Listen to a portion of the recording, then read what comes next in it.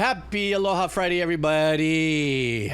We are here on the Abbacado show, nerding out on music with my fellow Cados here that are already in the stream, hanging out. We've been chatting away. I think I've got a couple dozen folks hanging out with us right now. I'm so all over the map with my schedule. That's because my life has been slightly all over the map. I actually did a Wheel of Cheese on Wednesday, like Wheelie Cheesy Wednesday only. And so I'm trying to fit in a bunch of days. Next week's going to be a little crazy. So, but I was able to get this time off right here today. I left a little early, and we are here now to nerd out over music like we do. So, hey, Turnip, how are you? I just saw you just popping through. So we're actually going to start with a little bit of Wheel of Cheese. We're starting our run with our guests here. If you have never put up anything on the Wheel of Cheese, you're actually here right now, live with me. There's a form that's pinned to the top of the chat. You can, put in your song. Nothing over 7 minutes, but any genre of music's okay. And all I do is I spin the Wheel of Cheese. I grab my data. I make sure it's refreshed. Did I see double A in the house? Is double A here lurking somewhere? I'm thinking I could have swore I saw double A. Well, either way, let me refresh here. This isn't the wheelie wheelie. I'm going to refresh. There's new wheelie. Okay, do you see your name in the new wheelie? Anybody, you guys see your name? So I'm going to get ready to spin wheelie of wheelie as soon as I take a swig of la ligala.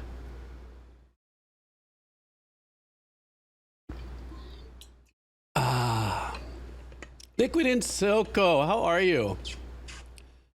All right, guys, let's start our stream. Wheel of Cheese, and away we go.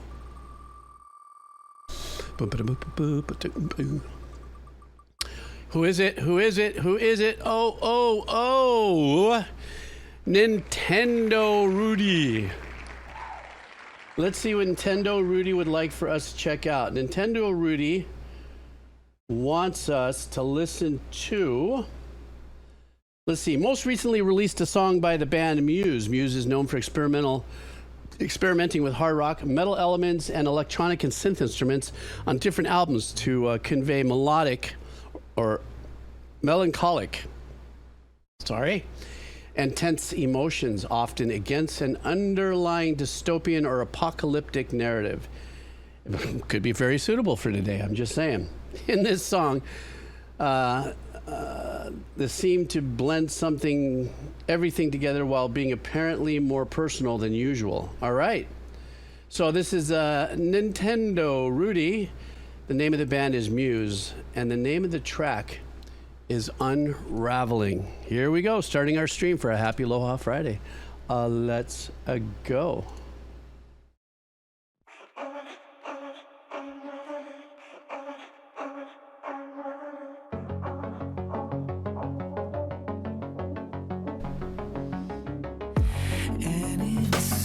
Trapped in amber, I'm fading pools. The ecstasy was false. Our love is an unlit script no one can memorize, redacted and revised. I'll let this great vocals, but man, there's kind of this insidious pattern that you know is going to get this creepiness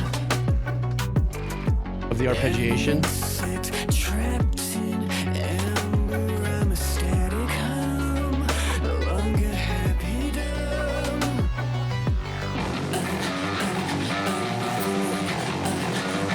I'm feeling a Phrygian riff. Where's the tip jar I'm on?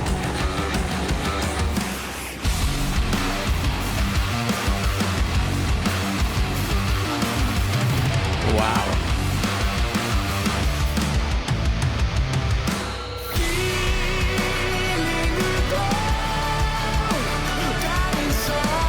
What a great blend with the guitar and the synth.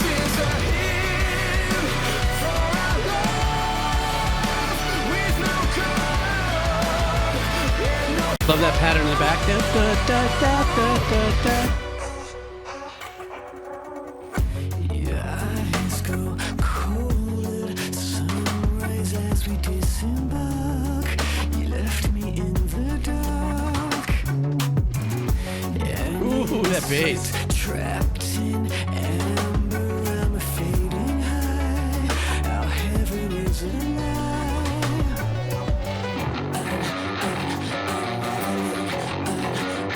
Listen to that bass tone. That's just crush.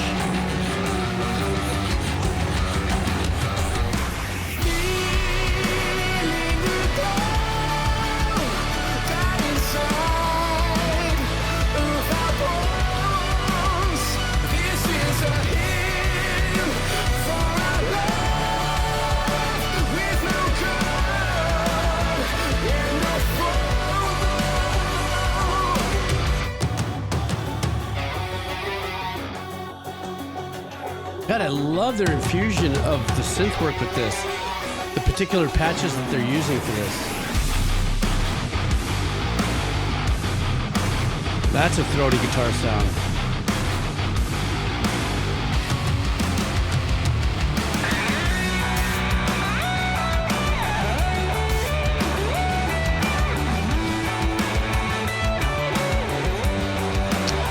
Very unique distortion for the guitar tone.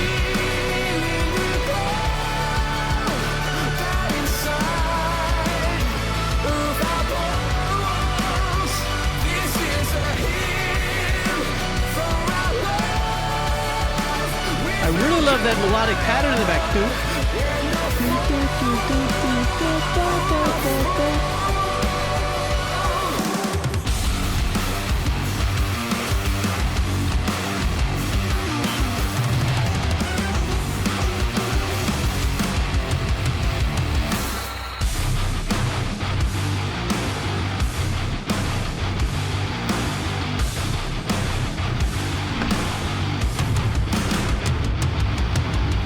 Jeez. I tell you what, it's very amusing, the combination of the hybrid use of sounds throughout the track. It took me around the amusement park of an emotional journey. I'm sorry, that just all really sucked because I'm old and I can. Anyhow, seriously though, it really, you know, this is that fun thing that I told you we talked about a couple weeks ago as we're watching all these bands transitioning into, you know, stepping into a different genre. I could have swore somebody here said something that this is a genre called Outland, an Outland drama or genre. I can't remember where it was. But this is now, we're stepping into a whole different type of production in this case, which I also think is going to expand the accessibility. But I believe Muse, like you had said earlier in your message here, I think Muse also has had always this thread of the infused digital world using sequences and synthy sounds along with their, you know, more ballsier metal approach. I think this one though is a little bit, this one is a little bit of the most grittiest and in the guitar tone. Almost as if, you know, they had it pushed way over to the corner and then facing the cone. That's geeky engineer shit. Anyhow, and just let that distortion from the cone, from that little distance there, kind of override. Maybe they just crammed the gain on that, but lowered the master, and then, you know, with mic position. I don't know. I'm talking out of my engineering.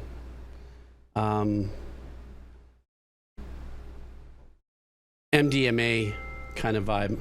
I don't know, I'm talking too much. Stand by for a second. I'm multitasking today. Sorry, my bad. Okay, we're good.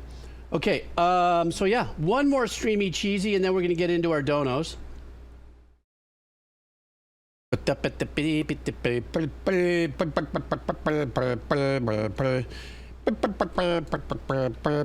Okay, let's see. We're going to expand our cheesy wheel. Ready? Find yourself. There you go. Can you guys find yourself? Yeah, it is a stinky one today. Can you see yourself? I can see myself. I can see yourself. Ready for spin? We spin. Almost queso pobre. Who is it? Who is it? No. No. Oh. Wow, 2 times in the last week. No way, really? It's not fixed, it's not fixed. I know, Mandrix, you were just right. Oh, rigged. I'm just going to sit here and watch the Kados pop off here for a second. Let's see what Aman wants us to check out. All right, so we are going to be checking out...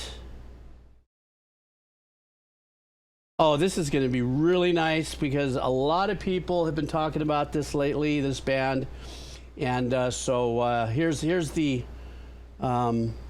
message first. Since you've expressed on multiple occasions your enjoyment of the shoegaze sound, I wanted to share a personal favorite from the band and a 1991 album that essentially defined the genre. From the scooped distortion, which in open T tuning, did I just say that? Open T tuning. Guys, if I'm ever fucking poster child for dyslexia, that's it right there. Open D tuning, bass drum ostinato, acoustic strumming, distant vocals, and organ sample pads.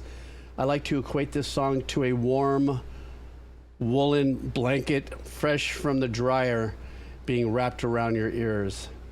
Hope this brings a serene warmth to bask in. Mahalo as always. Aloha or ho'ala.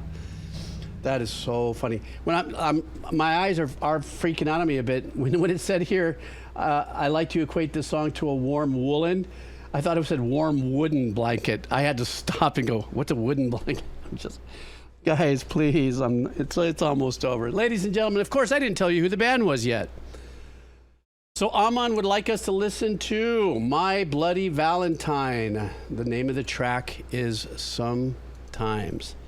All right, let's see what we got going on here.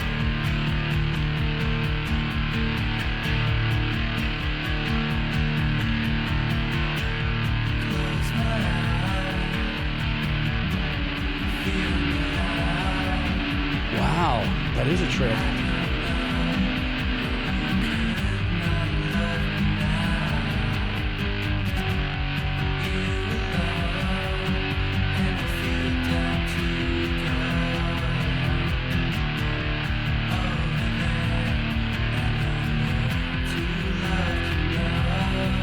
I love that we can still hear the acoustic guitar through the obvious grind of the guitar, the electric guitar work.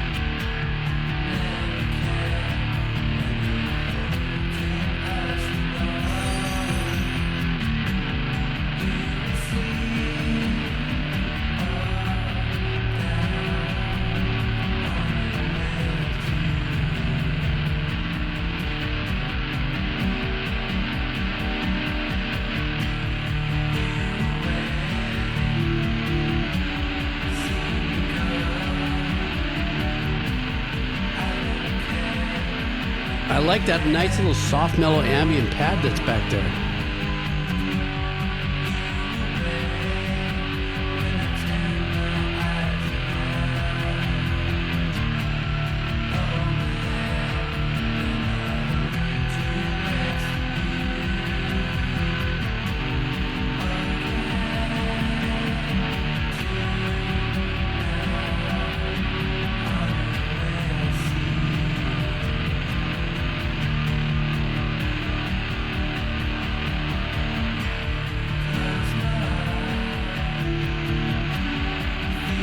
And the dynamic, too, of just his voice. This is pulled down in the mix, but it's so subtle. It almost sounds like they laid down the acoustic guitar tracks, had him sing, and then the dirt came in afterwards in the recording session or something.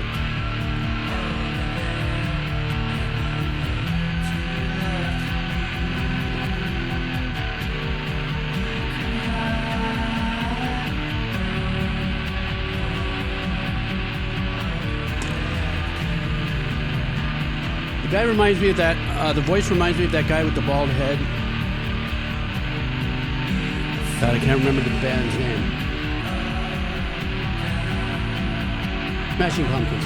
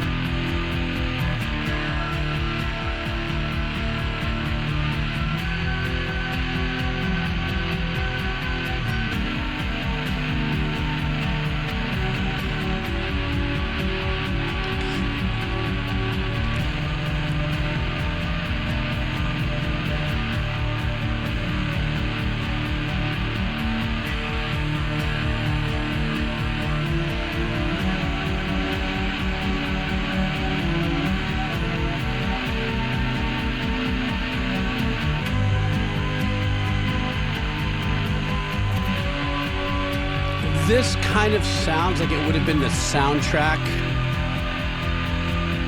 of the last few days that I've had before Wednesday's stream. If you were here, you know what I'm talking about. There's a beauty movement to it, but a really dark underbelly.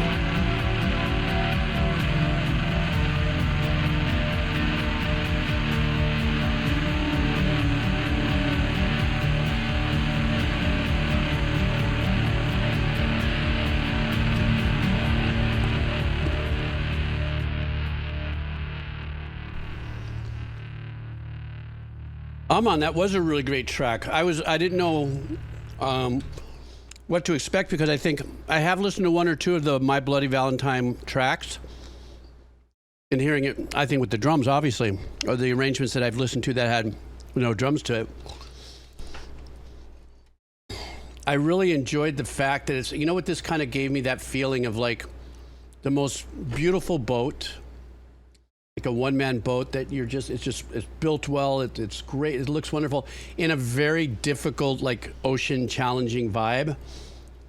And then you're inside this beautiful boat with the outside. I don't know why my brain's going into theater of the mind in that, but that's what it kind of felt like.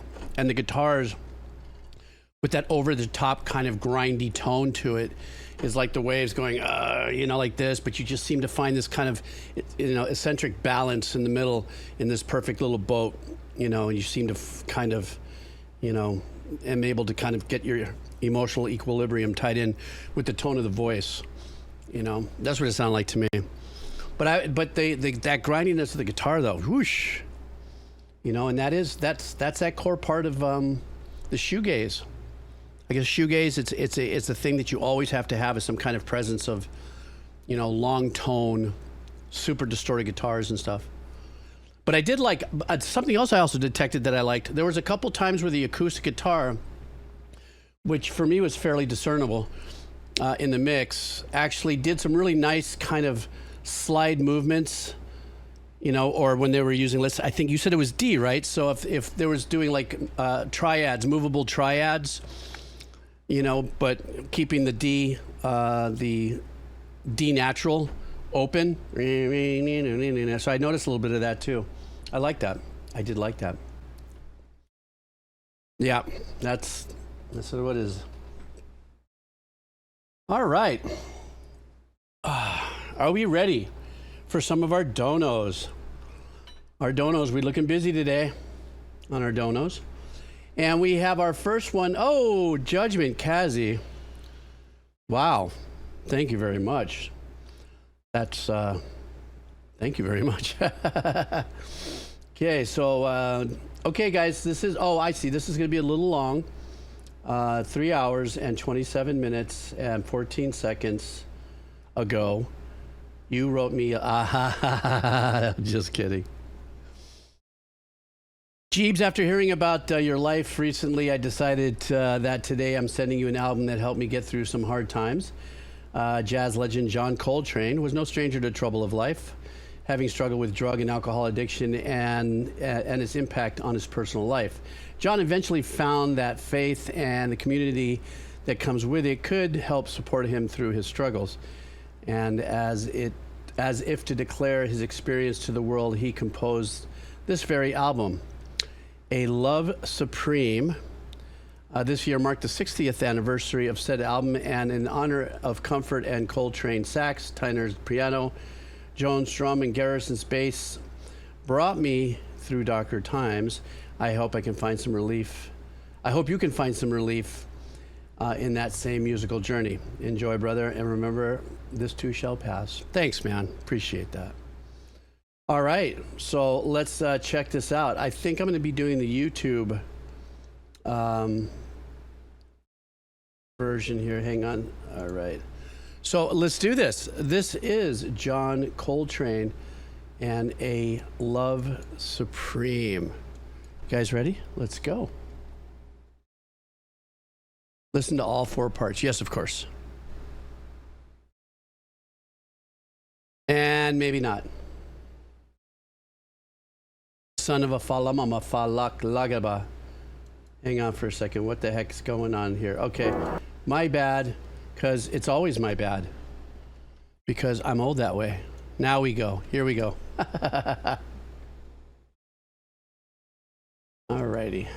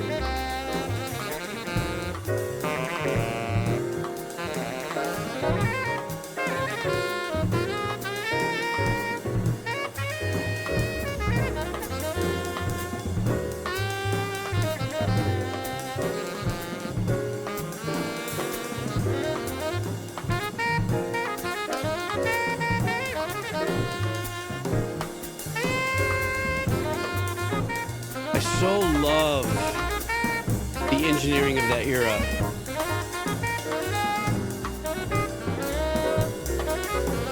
You know, the separation of the drums, sax, piano, and the bass right up the middle. Such great times there.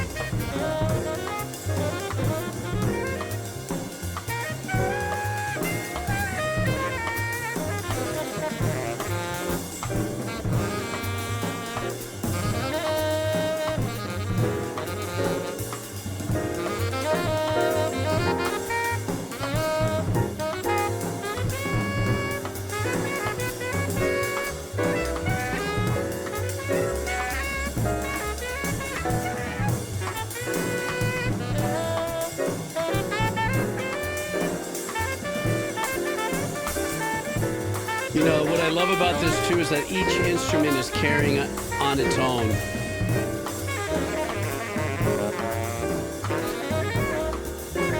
They're living in their own orbit with their arrangements.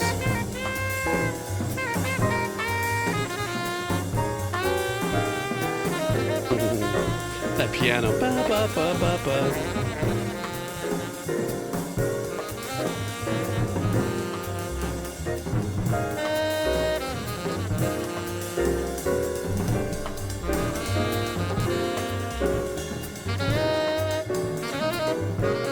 God, the finesse of the ride work on the drummer.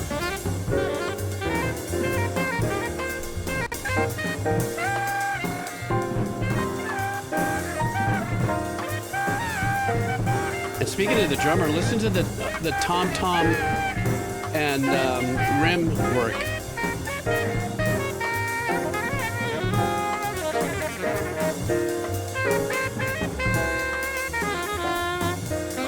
I believe these are composed pieces.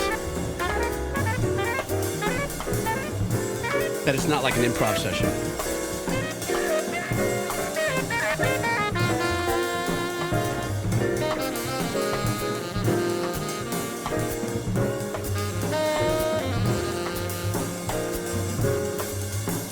How many of you guys can detect the tonic?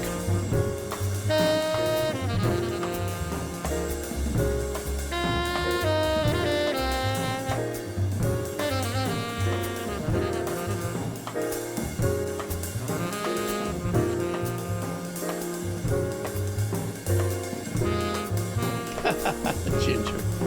Yeah, it's stupid for me to ask that question because you can't hum it over your microphone, so.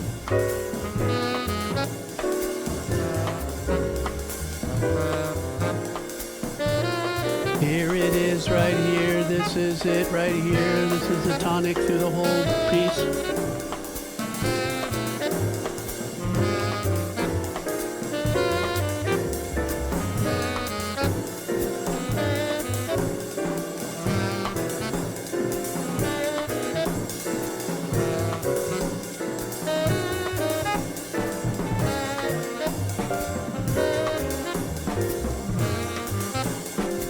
I know, Daxify, isn't that cool?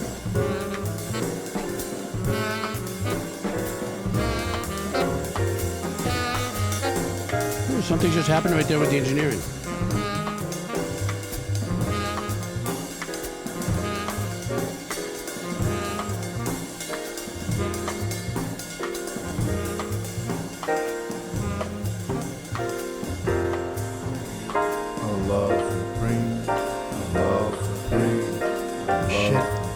I wasn't expecting vocals there. I thought somebody was breaking into my stream. I'm like, who's the fuck's talking?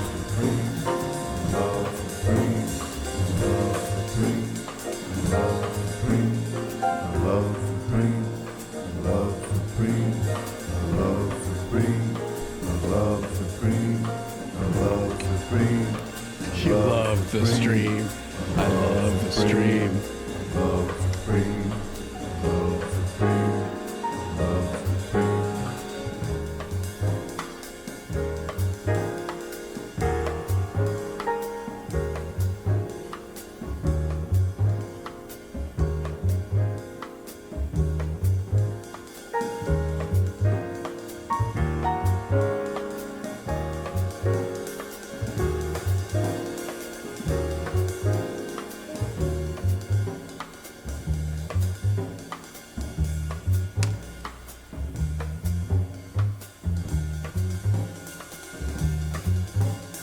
Now we're gonna get real kind of sexy smoky, I think, right here.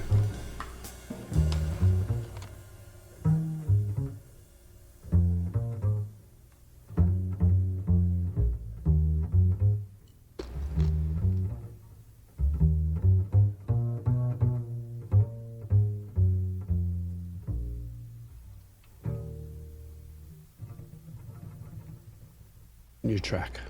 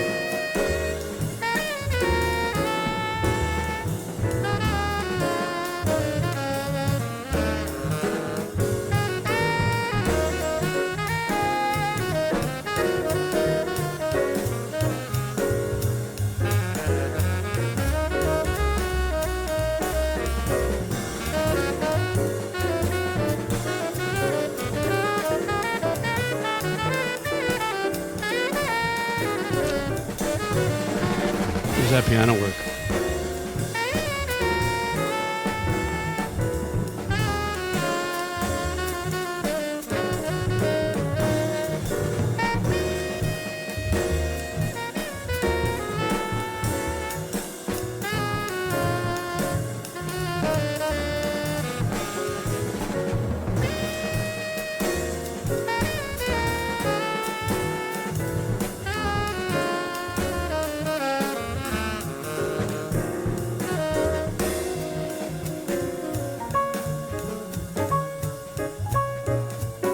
Ooh, we're walking it up now at the bass. Here we go.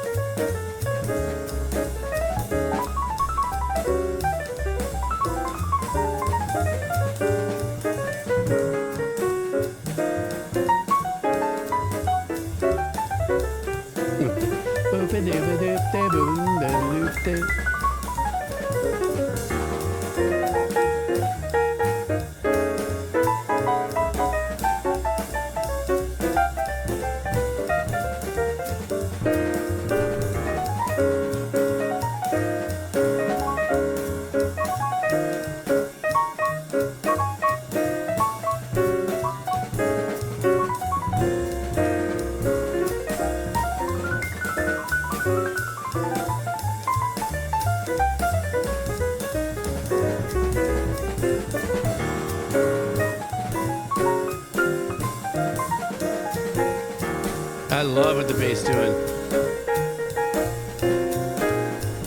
Walking it in the eighths.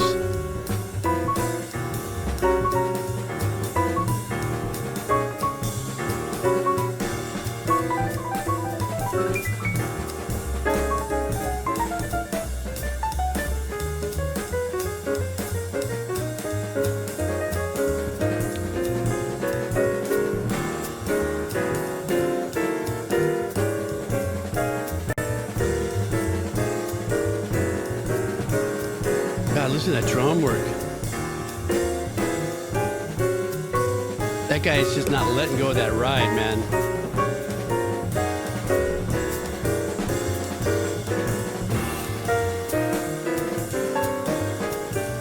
I love how the drummer's holding the quarters on that hi-hat with his foot.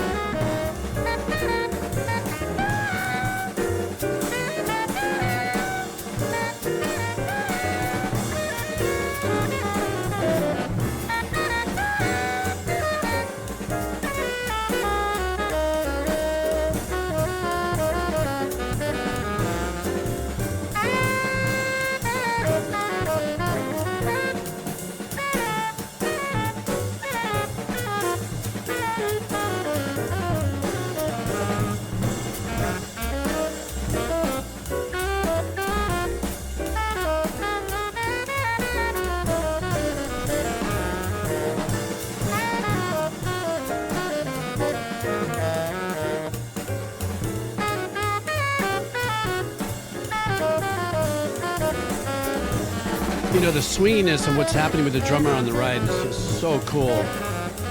In conjunction with the straight eighths of the drum of the bass walking.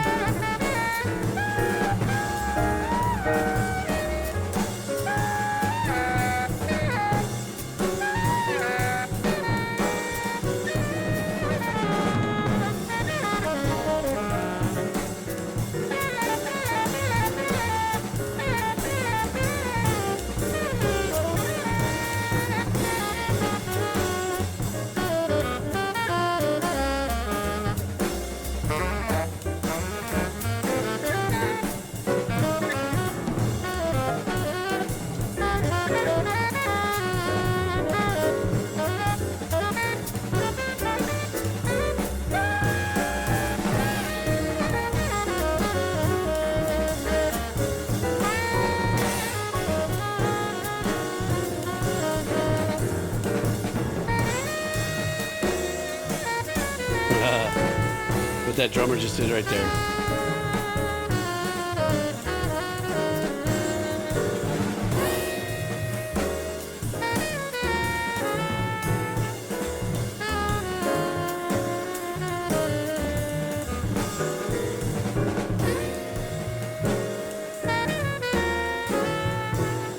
God, I love the repetitive phrase that he's playing there.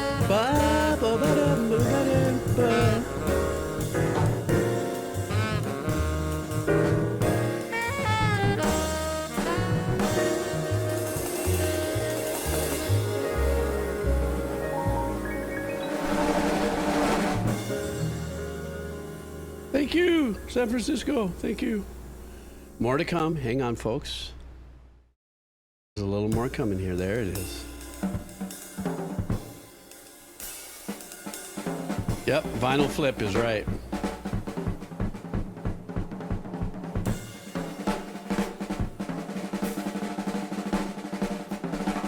Oh my. Now I know where John Bonham could have gotten some of his influences.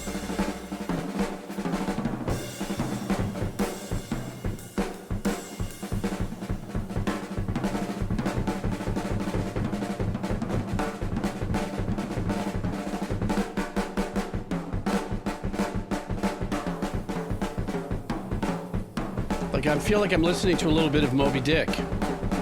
You know if you know.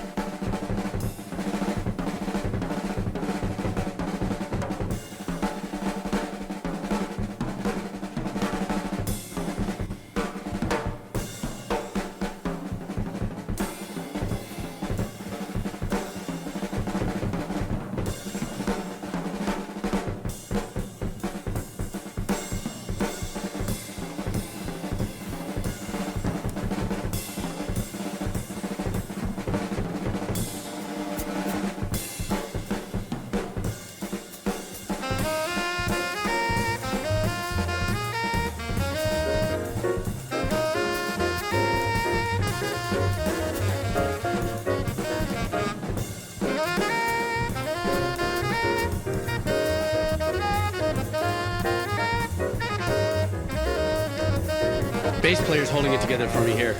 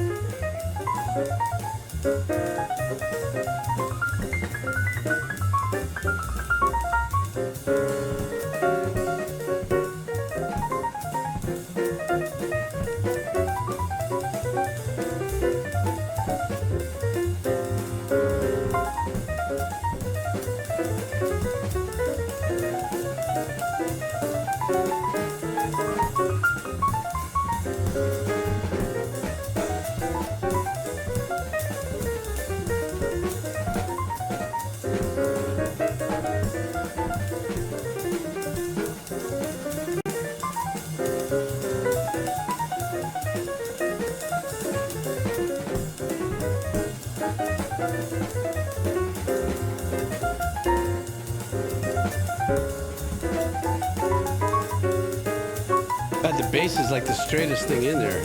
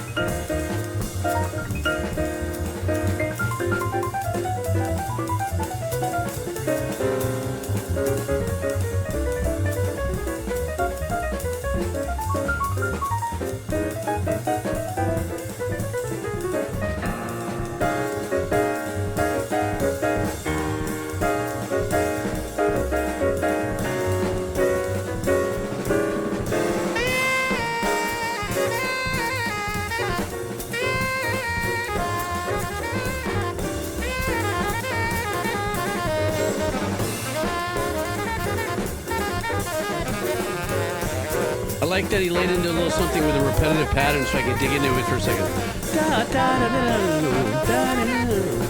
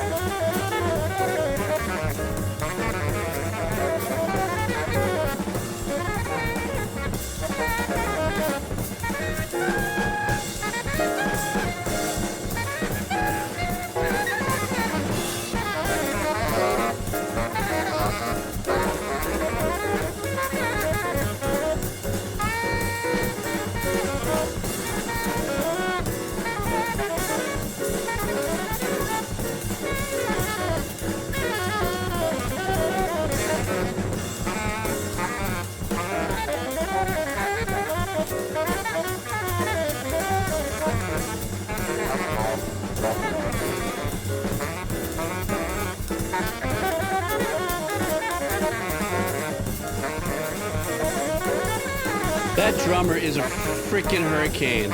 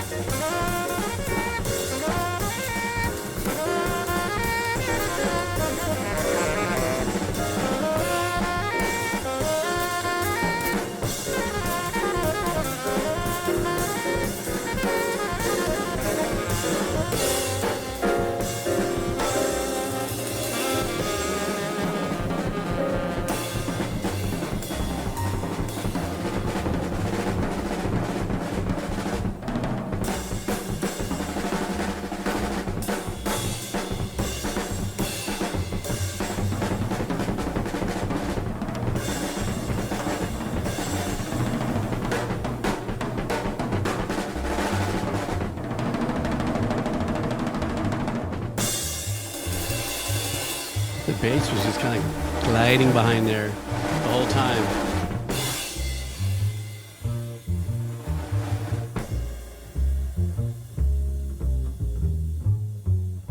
Little sizzle cymbal going on.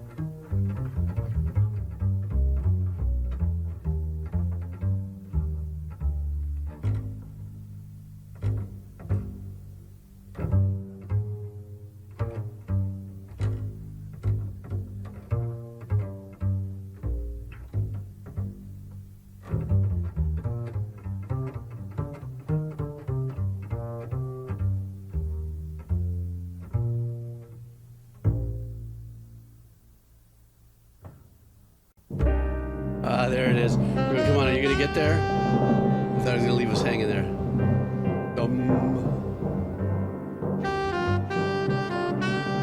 Where'd they sneak in the timpanis?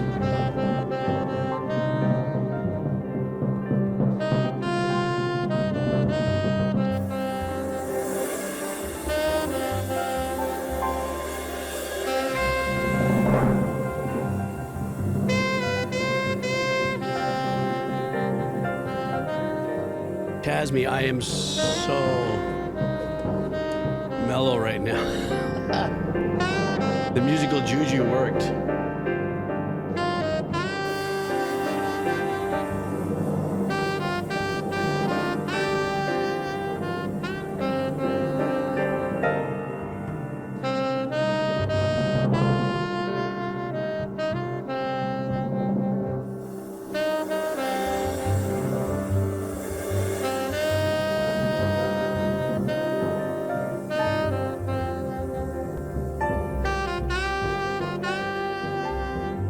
You know, I gotta love the fact too that we're streaming Coltrane on Twitch. I love that.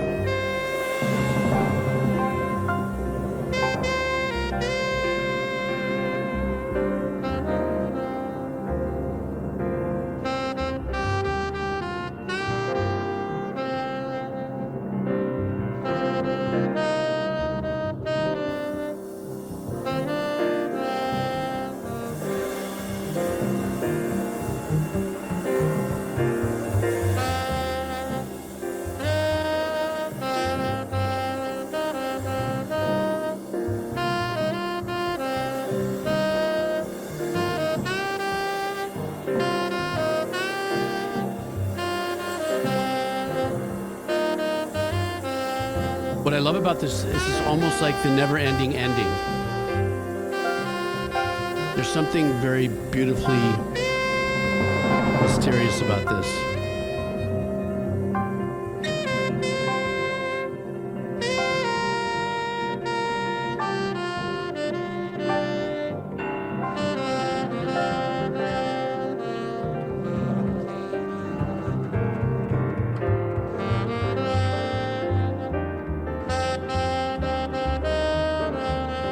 This particular track would be like a great track underneath Stardew Valley or something like that.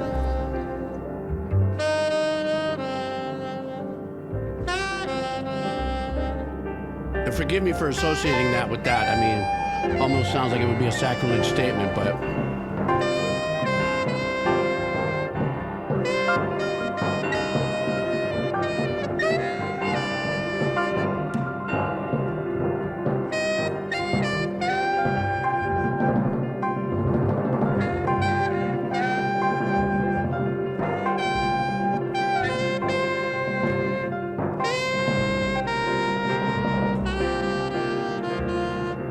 I love the left hand of the piano.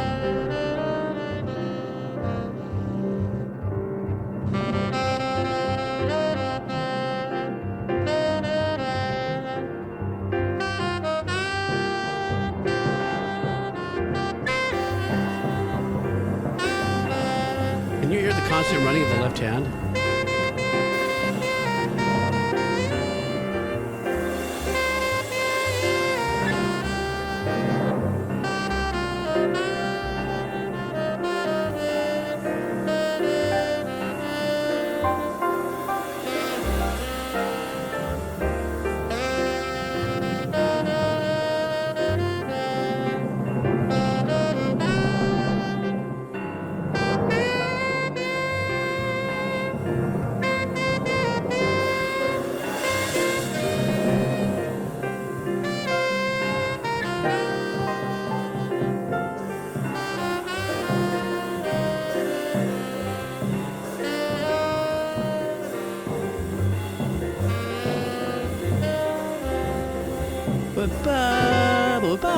That was great.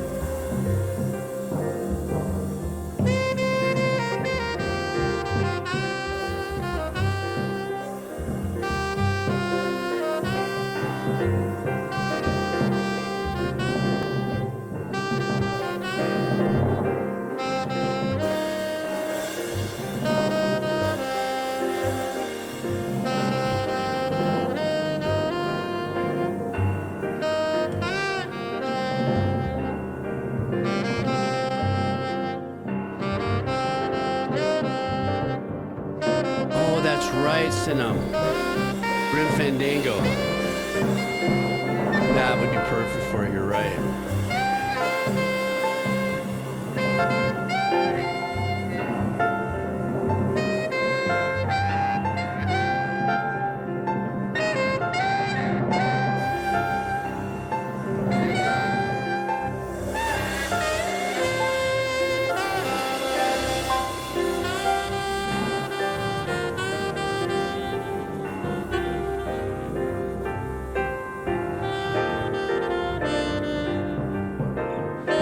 God, that cluster, that block playing with the piano, my gosh.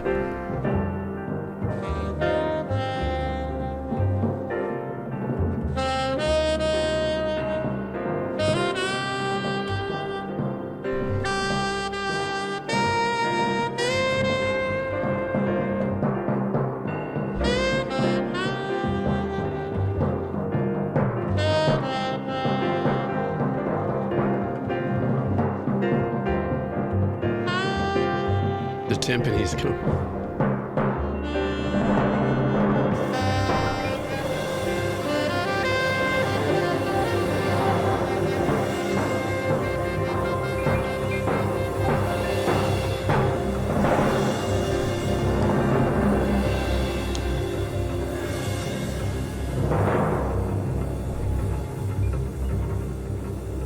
The bass is getting the last say. Judgment Kazi, oh my goodness, I cannot thank you enough for that. That was such a great way to start the stream. And it really, you know what, reading your message and when I shared with you guys on Wednesday what had happened, you know, over the weekend and some of the craziness, somewhere in the process of listening to this track, I just had whispered to myself, you know, probably a couple times too, because I felt like I was falling asleep a little bit, but like how wonderful music is to change the headiness if you allow it. When you have just such a crazy day, you want to put it behind you or something, you know, it just removed me and put me in a whole different galaxy. You know, and a couple times I swear to God, I shit you not, guys, I almost fell asleep, but not fall asleep. You know what I'm talking about? You know, that pre-drift kind of a thing where you're just kind of like, oh, don't let yourself get there, buddy. But it was extremely soothing. Incredible musicianship. There was, you know, the thing about this whole album was that there was this kind of free flow of improv throughout a loosely structured track that really sat on a, you know, one key. There wasn't a lot of all around the place, you know, craziness that jazz can be. This was probably at the embryonic beginnings of maybe kind of, dare I say, an ethereal ambient sense of jazz. I'm not saying that there was these long pads and stuff out there, but I'm talking about where it puts you in your head, of drift, of flow, you know. Of course, the engineering we were all talking about earlier. The drums are over here, the sax is over here. We have the piano and the bass in the middle. Tyner's left hand, I think I said that right. And the stabbiness of the block chords that he was playing. Some of the beautiful, oh God, it was so beautiful. Some of the right-hand piano work, the phrasing on that was just stunning. But you can't really say anything. It's John Coltrane and his musicians, except it's just John Coltrane. And you just have to be in that King Henry VIII, smoky VSOP, cigar, chill, kind of just like, hey. It puts you there automatically, because obviously I don't have any VSOP here with a cigar, but it definitely put me into that, hey, especially that last piece, you know? Such a mellow mood. Thank you so much. Thanks, Kazi. All right. Let's see who we got next here. All right, Ginger's in the house. Hi, Ginger. How you doing? Thank you for coming by and hanging out there. Here, there, where you are is here with us here.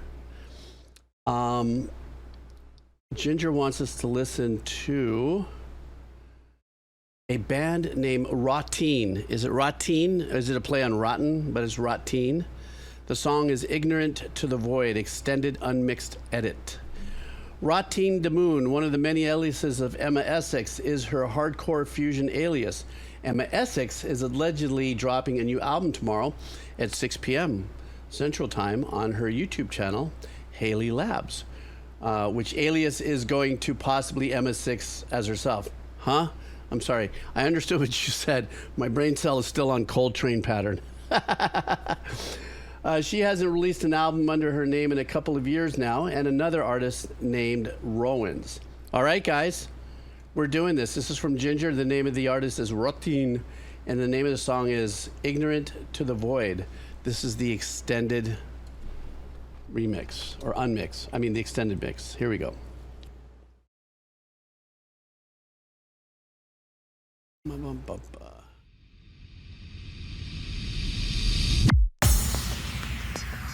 Oh, this is kicking my listening sales into a new gear after the Coltrane.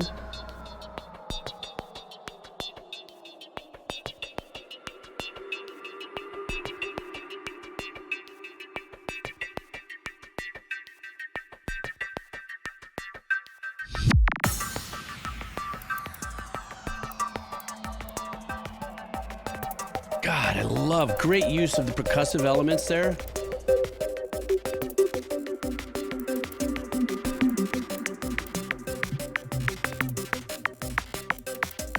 Kind of swifty hi-hat trap use there.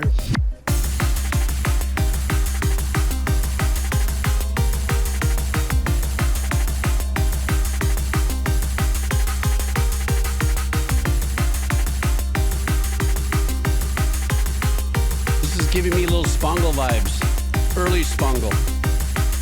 Look at me. Like I know their discography, right?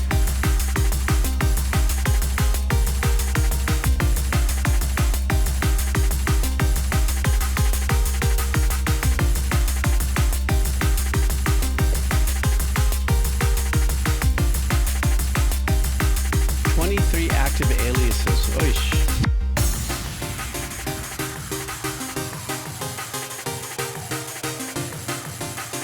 If I was to say that in a therapy session, they'd be drugging me up lickety split.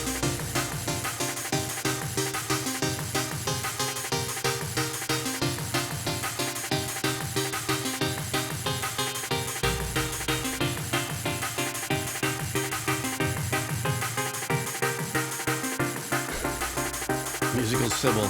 You know if you know. I have a feeling we're going to get hit hard with a super jungle beat soon.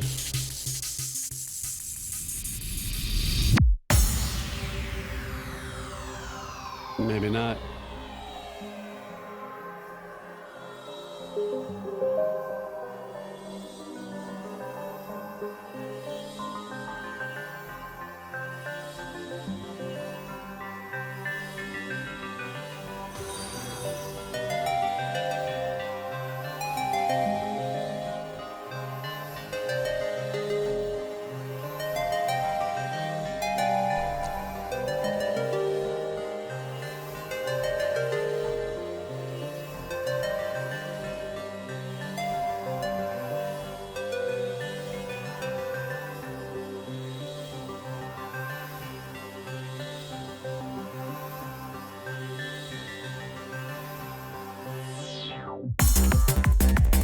There it is. But I like that it did that though.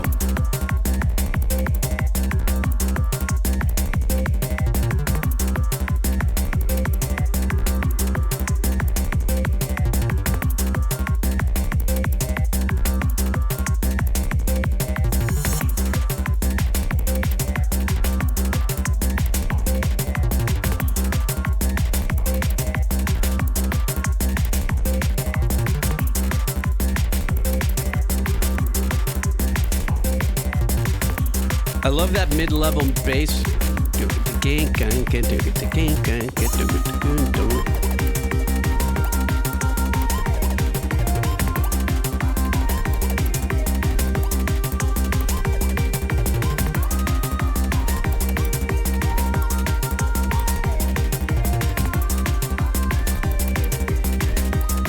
love when you use monophonic profiling that way, or monophonic synth work.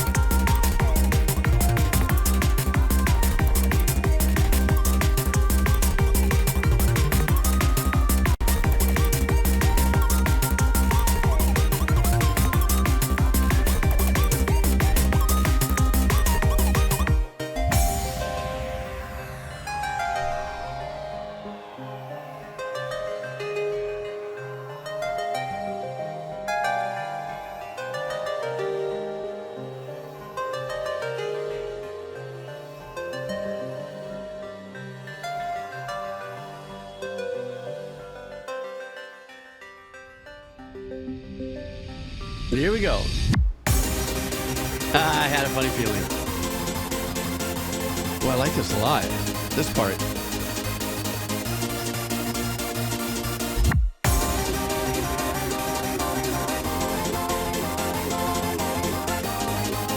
Oh, I really like this part. Production value-wise.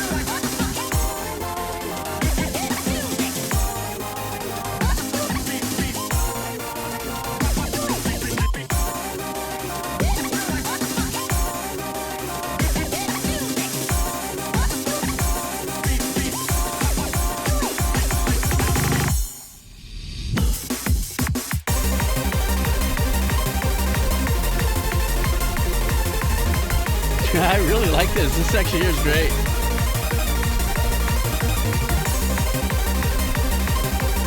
But at the same token, how many great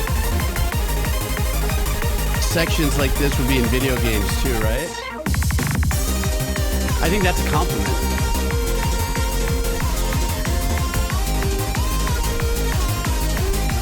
Yeah, Saturn Skin, that's a perfect little post there you just did.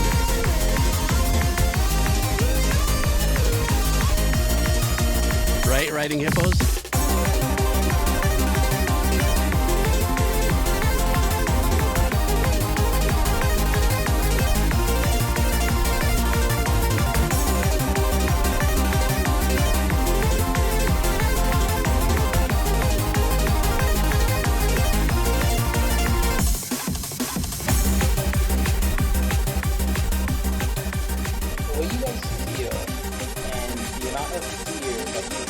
Oh shit, I wasn't expecting a voice. It did it to me again. I was looking around me going, where am I hearing that from? The only Bastardo. difference is that your own mind makes you think that it's worse than what it really is. True that. Who's in my room? Fiat.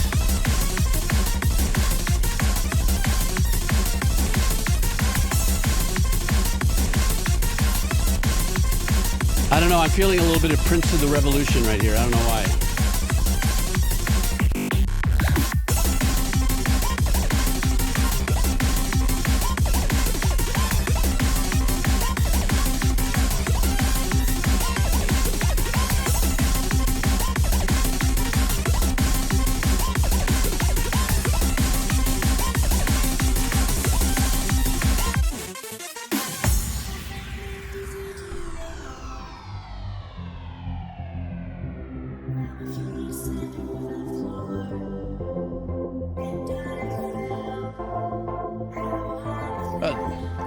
This artist is really, I love the way he's giving us different dynamics in a single performance here like this. I found it easy to ignore.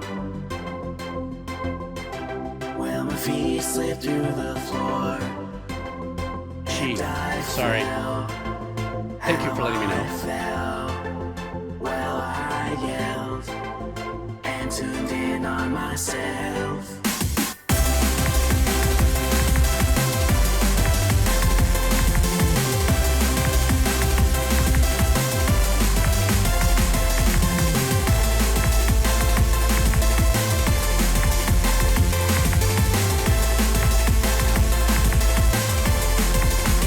Has a wonderful, unique approach also choosing the tones and the synths that he's writing with. This is very uplifting in this area here. I don't know why I went like this, but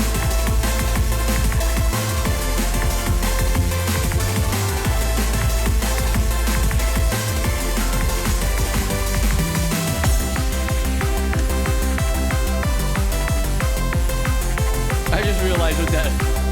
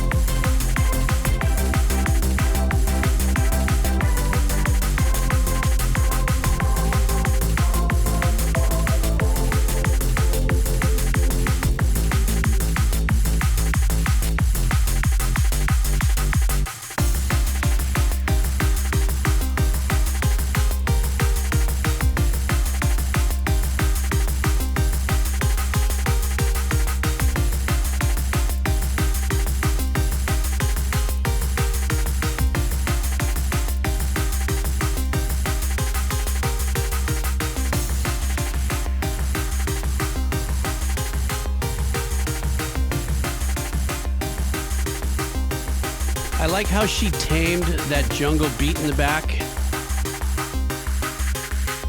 Just putting a little bit of a shifted filter on it.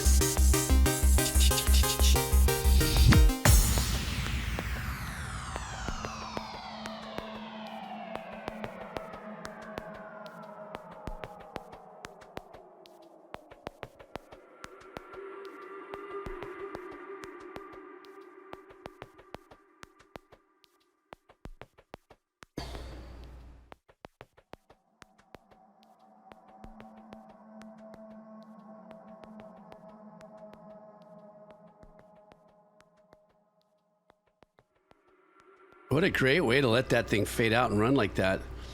Ginger, that was a great track. Do you play, is this on your stream on here on Twitch? Do you focus on a lot of this style of music, like what we have here from Rotteen or Violet Pony, you know, more of the more avant-garde EDM crossover hybrid kind of production?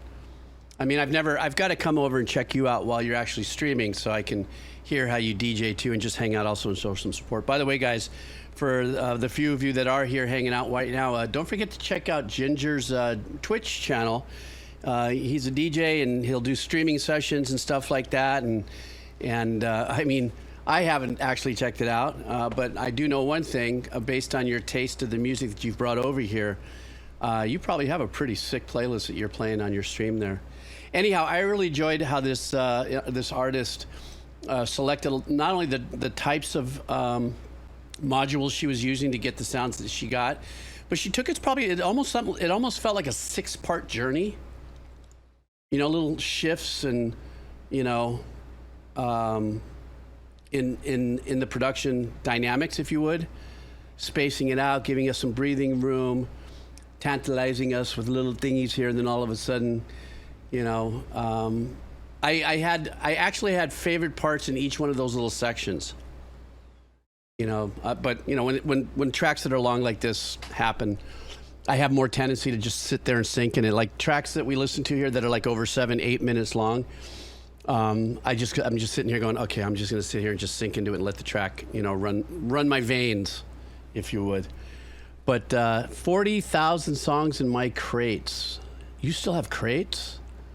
Milk crates? I had milk crates when I was a DJ for a short moment in my life in the 80s. It was a club in the Sherman Oaks Galleria, the famous Sherman Oaks Galleria, where they shot like Fast Times at Ridgemont High and stuff like that. Right on the second floor, there was a club called P.I. McFly's. And I DJ'd there for a while, and I had my crates. Who didn't have crates? And then I'd actually use another DJ's crates because he was really cool and kept them in his locker. But, you know, hey, McFly. But, yeah. Ginger, thank you so much. And, again, I urge you guys, go check out Ginger's channel and, you know, hang out with him on his stream as well. Until you got to take him to and fro shows. You're so right. Okay, next up here, La Cremosa. Oh my gosh, I haven't listened to music from this band for a long time. Oh my goodness. So his message is, every now and then we have to take a break from the metal. One of my favorite BOC songs. This band never gets enough credit for paving the way for a band like Ghost. He's talking about Blue Oyster Cult. Do you guys know that? How many of you guys have heard of Blue Oyster Cult? Okay, that's why when I saw the title, when he was asking about it before I announced it, I was like, oh my gosh, it's been forever and a day. Are you guys ready for some Blue Oyster Cult? Let's go. By the way, happy Aloha Friday, La Cremosa. See, now that I got the ghost thing in my head,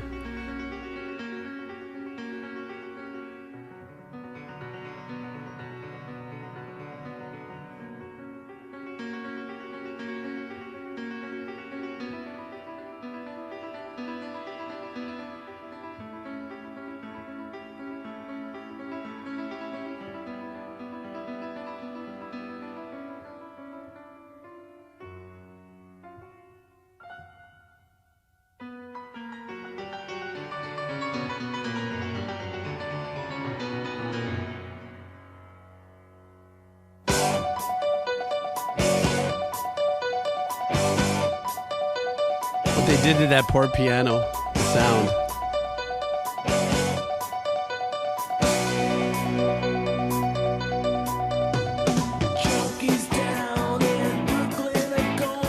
Wow, I forgot about this track. It's so good.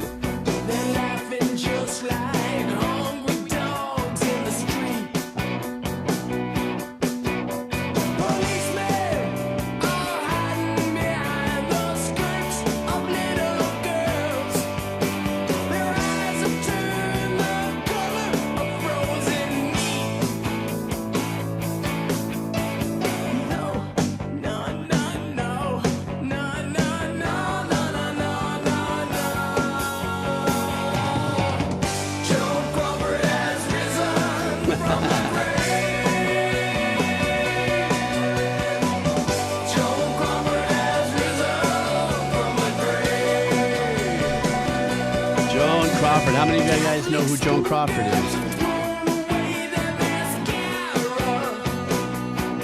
This is 1981, I think, or 82.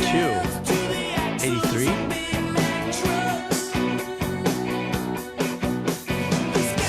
That's right, Mommy Dearest. 1981.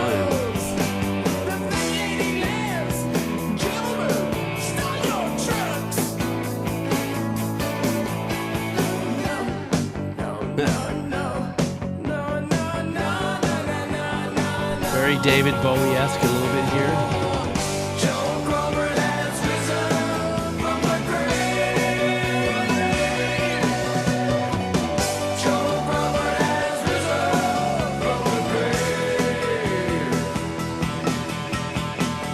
Yeah, a little bit of the Meatloaf thing as well, yeah.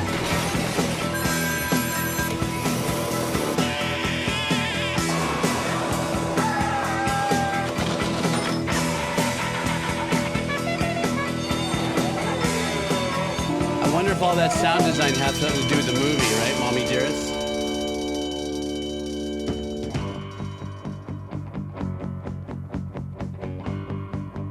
But you so are right about the ghost influence. The other way around, you know what I'm talking about. The ADHD soundtrack of life.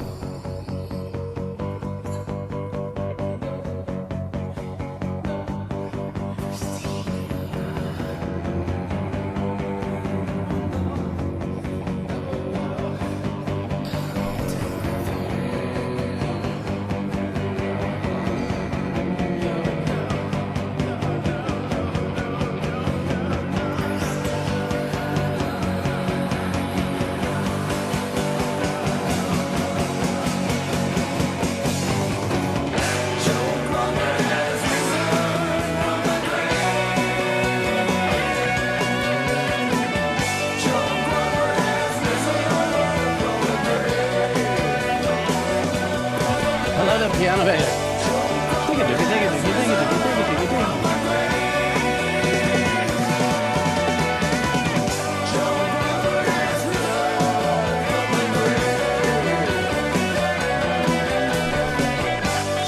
Oh, that was a nice little teaser to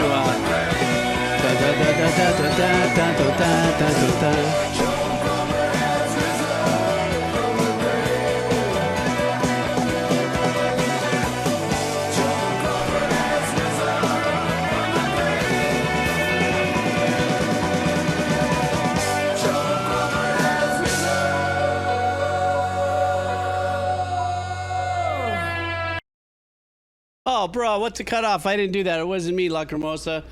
That was the video. That's what happened there. Geez, so nostalgic, that sound. I think you said it was released in 81, but if I recall, doesn't Blue Oyster Cult come from like the late 60s? Like they've been around since like forever. And somebody just piped in here that they actually just released another album. You know, for I'm sure maybe there's been a reiteration of you know, musicians that have switched places or have moved on and stuff, but it's so good to hear some Blue Oyster Cult and you know, truthfully, Torquato, welcome. Truthfully, the Lordy Ghost vibe is so spot on. You know, that somebody in those bands definitely had to have been, you know, pressing vinyl to their ear of Blue Oyster Cult, you know. And I did like, though, I was a little caught off guard when they opened up with that really nice pseudo-classical piano vibe, and how the piano got all geeked out in the mix, like as if they just threw it into a mono and threw a phase shifter on it or something weird. But, God, it's so nostalgic for me. It's like, you guys do this to me. When I get these nostalgic songs, it's like I stop listening to it as a composer, and I'm thinking about, okay, what was I doing then? Oh, that's right. Oh, yeah. And I'm listening to it and enjoying it, and I'm forgetting to say anything decent about it. But that is a big shift, too, also from your playlist, too, Lacrimoso. So that was a nice lean. I appreciate that. So, and I hope you're having a happy Aloha Friday as well, and also a good weekend. Who do we got coming up next? Let me reflect. Oh, Double A. I think Double A may have flew in. Pew, pew. Maybe done his dono and flew out. I know that Double A is, you know, so he's busy, family and everything. Yes, Lacrimoso, wherever that music takes us. So anyhow, Double A did drop in for a moment and wants us to check out, I think, what was the last band he had us check out? Wasn't that Between the Buried and Me? I think it was. He loves his prog. Double A Lithium Battery. Now we should call him. Today, Double A wants us to listen to a drive-by batteries. What's it called here? Well, his message is, first of all, I'm here to cook.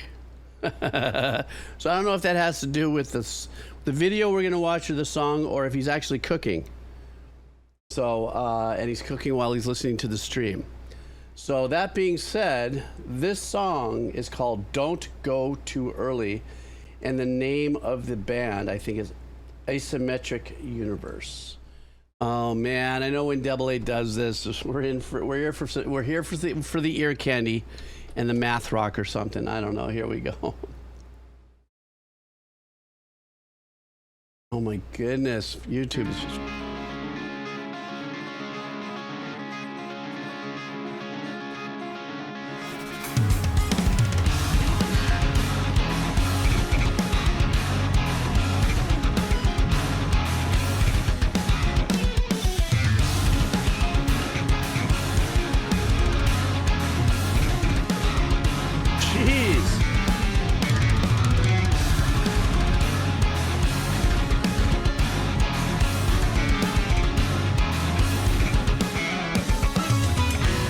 I love that with the piano. That's sick.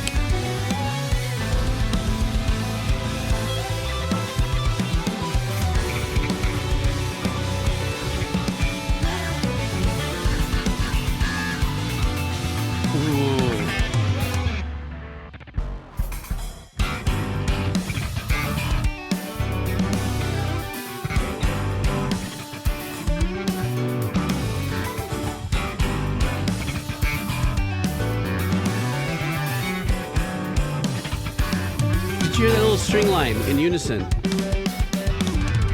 Great choice there.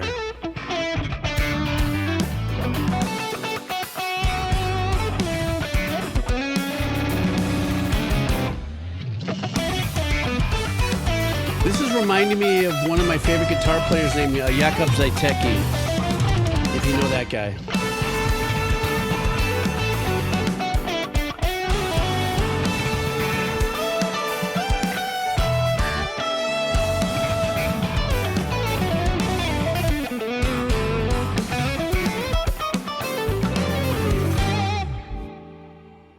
There's some tastiness in the notes there.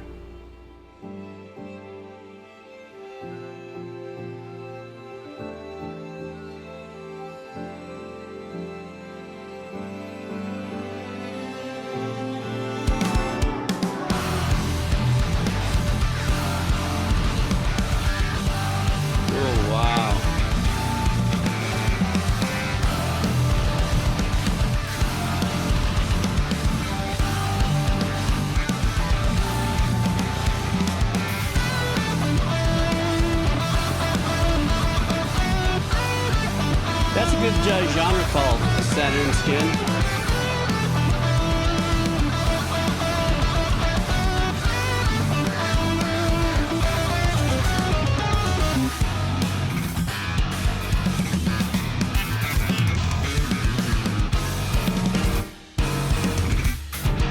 Also reminds me a little bit of that artist Owain.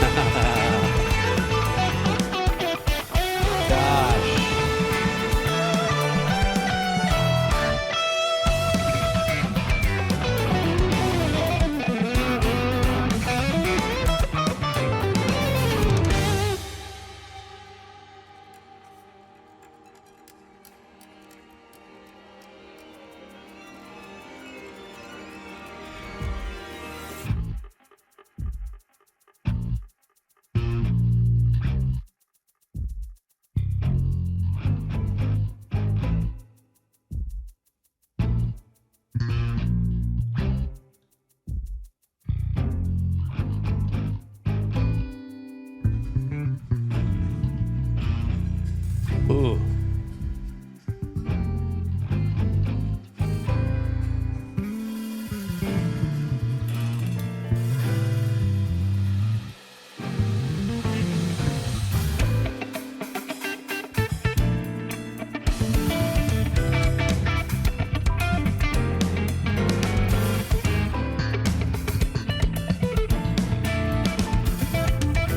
God, I love the right hand technique of the bass player.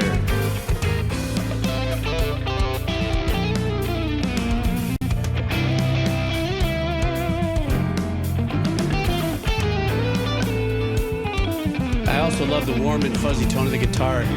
He likes to do his solos with his neck pickup.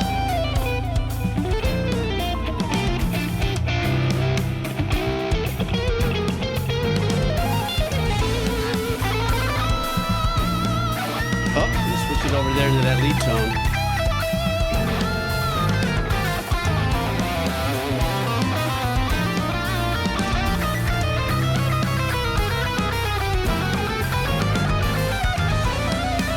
You know why I made that face, right?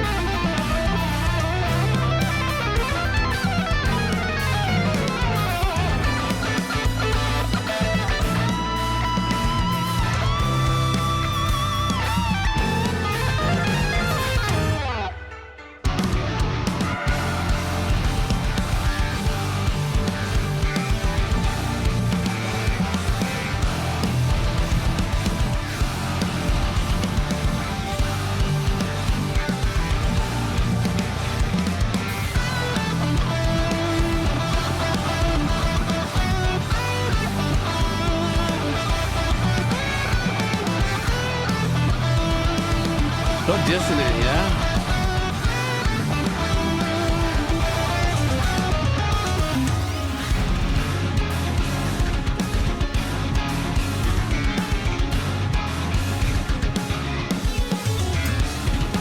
Drum works great here.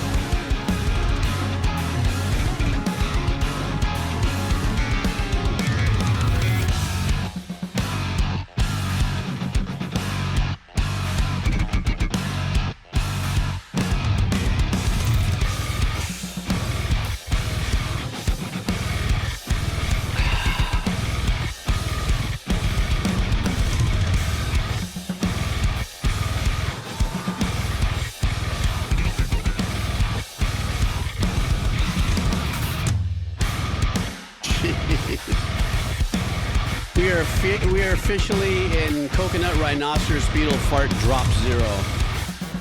I can't even make out the tone of that. I think it's da da da da.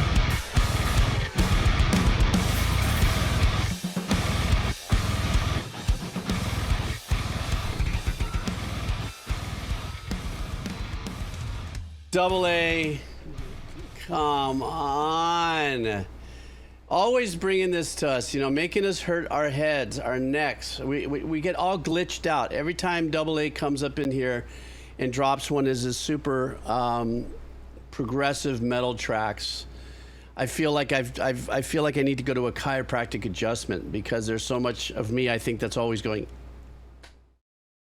you know, my physical gestures.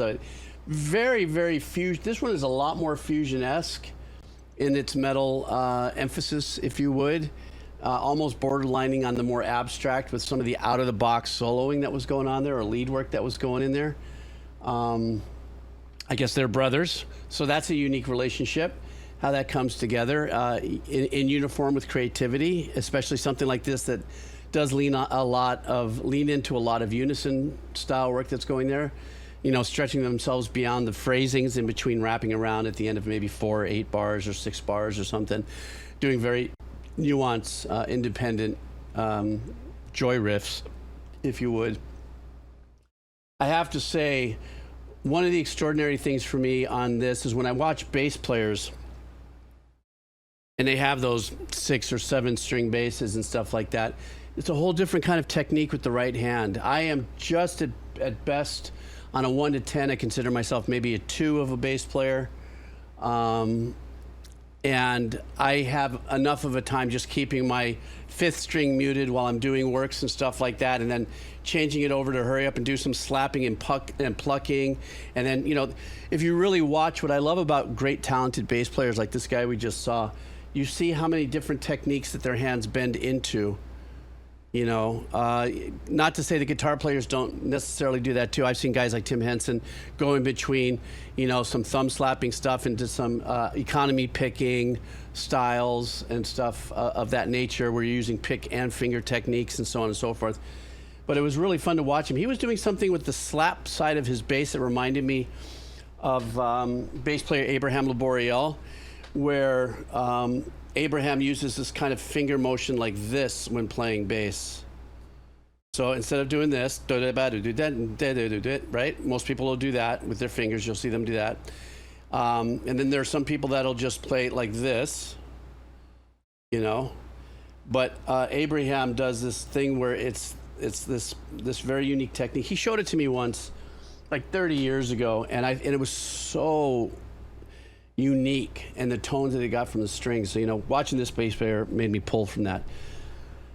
Double A, thank you so much for coming in. I hope you're doing well, and I hope you enjoyed this song on the YouTube or wherever it gets exported to. We're still exporting it to the Odyssey as well. Okay, next up is SB. SB Aladocious. What are you doing? Why, SB, we have a session. You didn't have to do this. We got a session coming up. So by the way, when I'm saying that we have a session, SB has cashed in on her 140,000 channel point redeem. So next Thursday, God willing, we still have a planet, or I don't get called into anything stupid work-wise, we're going to be doing SB's 140,000 point stream on next Thursday. We're going to do it live too. So. Alrighty, so here is the message from SB. Morning, Abba and the Kados. Back to regular programming for me today after the nostalgic cheese the other day. Although by the time you get around to this, I might be on my way to work. Amity has a new vocalist, and this is the new track with that vocalist. There's a whole bunch of listening I gotta get glasses, Jesus.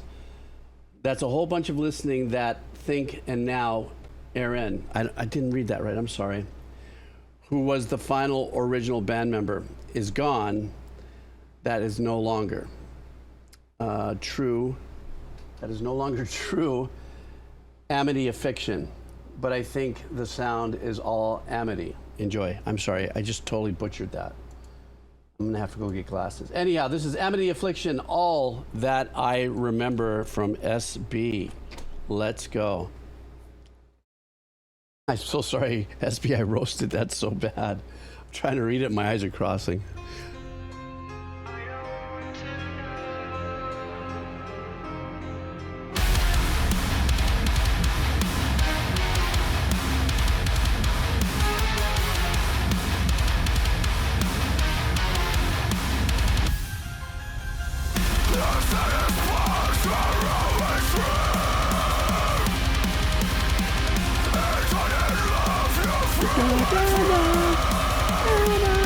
I love that.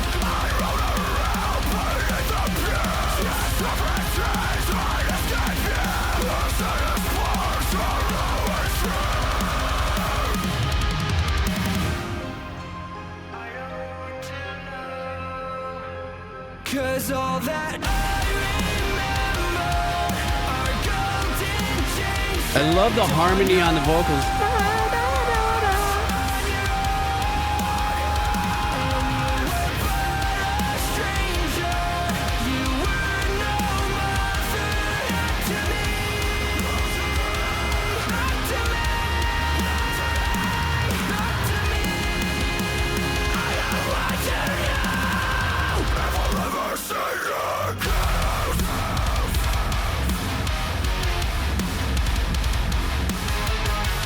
Oh, that's really good. Dun, dun, dun.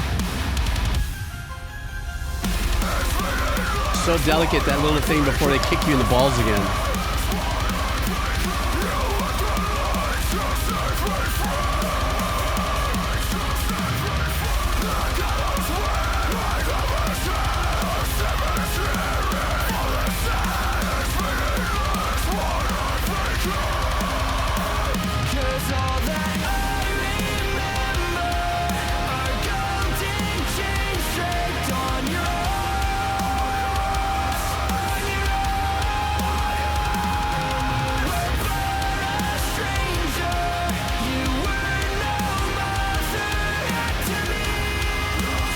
There's that pad that's back there behind the guitars that I really love. It's giving the real ambient, ethereal vibe to it.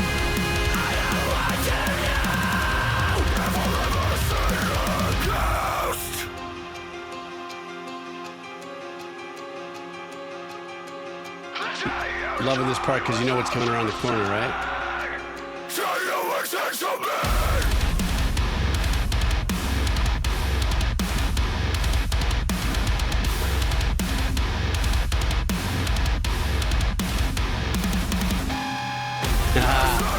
Good.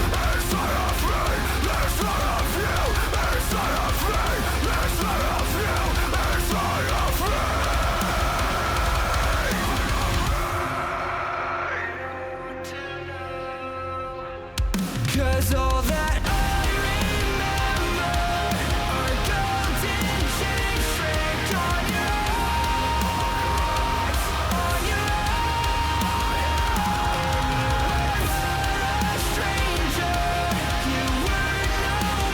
God, there's some great engineering going around in those background vocals, man. It's playing into the padded, ethereal, ambient work.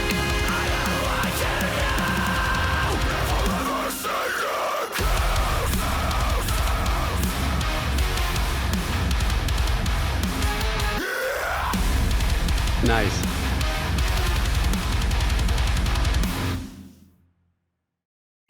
What a kick-ass freaking track. I think there's a couple things when it seemed like there was a pre-chorus to it when the guy who was doing the growled performance, when the pre-chorus came in before it got clean. And obviously through the verse and a pre-chorus, if that wasn't an extension of the verses, both 1 and 2, really stayed into the darker discursive, you know, riffing. What's what I'm looking for when you take a gun and you go, you know, that kind of style of drumming and everything like that. While that's going on, where it all kind of pulled back and laid back, and the production was still keeping the heavier tones in play when the cleaner vocals came in. But what was really cool is in the pre-chorus, it sounded like while the guy got down to his more darker parts of his vocals, there was an arpeggiation that was happening in the back. That's what I love about this track. With tracks like this, we've already talked about this. When we have vocalists that are just going and pouring out their guts, with that, ripped vocal performance, there's got to be some kind of melodic arrangements that's happening, if at least for me to make it palatable. Of course, rhythm, riff, arrangements is one thing, but this particular song had some really great keyboard-esque or digital-esque arrangements that were even going in the background of that, playing into that ethereal ambient kind of vibe. Then you get into the clean vocals, and the production kind of laid back a little bit. It wasn't so overly aggressive with the riff and everything, and just let the power of that glide. The background vocal engineering on that, to me, what I loved about it is, as subtle as it may have been, I mean, I was picking out the parts, but I loved how the background vocal tailed off and glide into the pad work. I'm a geek that way, so when I listen to music and certain things, I'm like going, oh, check that out. It's just looking under the hood. I just like to look under the hood a little more. Now, I could be 100% wrong on how they did what they did, but I know what I'm hearing, So apparently they released this 3 weeks ago, and it's kicking ass and taking no hostages. It's 500,000 views already. So wishing them the best of luck on this. I really dug the song. I thought it was great. But everything I just said was more about the vibe it gave me beyond the, the visceral, ball crushing riffage and guitar tones and stuff like that. Thanks, SB. I have a funny feeling I know how our 140,000 redeem point thingy is going to be. I think I'm gonna entitle maybe our show "Mosh Potato." I'm sorry, it's not an original thing. I saw it somewhere on the stream. Alrighty, next up. Who do we have next? Oh, Hot Chicken in a Diaper is coming in again. I'm sure has dropped by, dropped the dono, and has left. Wants to watch us do the respond here. So here we go. An hour of Nickelback. Who put that there? Oh, Garden, you're going to get it. I like that. I'm dying. Okay, so Hot Chicken in a Diaper says, here's some nice little post-punk, closer to ISIS than to say Godspeed you. Oh, it's closer to ISIS than to say Godspeed you. But I love how forward the bass is in the mix. All right, gave us a preset of what to listen to. Hot Chicken in a Diaper wants us to listen to the band If These Trees Could Talk. And the name of the song is The Sun is the North. Okay, Hot Chicken in a Diaper, making herself known. Here we go. Oh my God.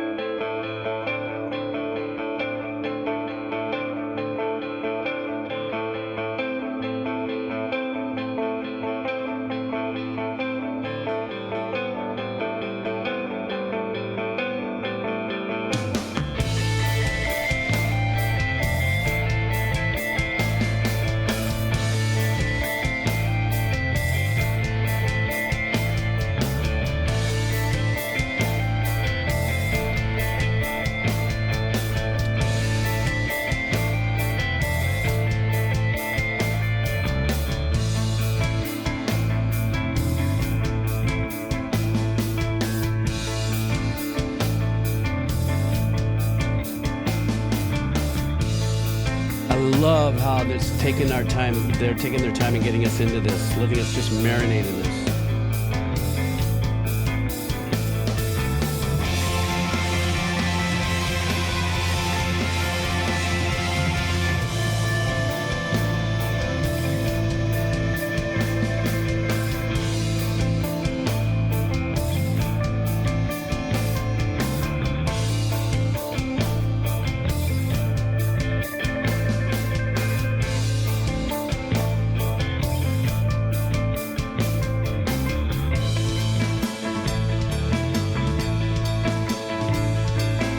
What a great sound on that ride.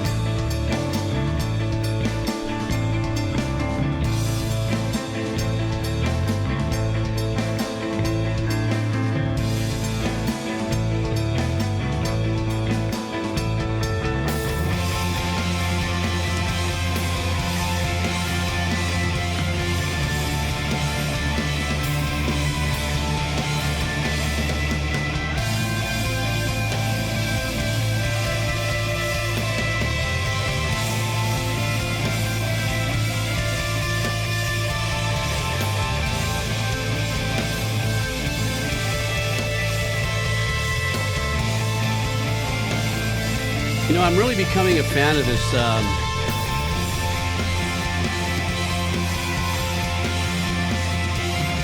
This post-rock vibe. There's a little essence of like stoner and sludge.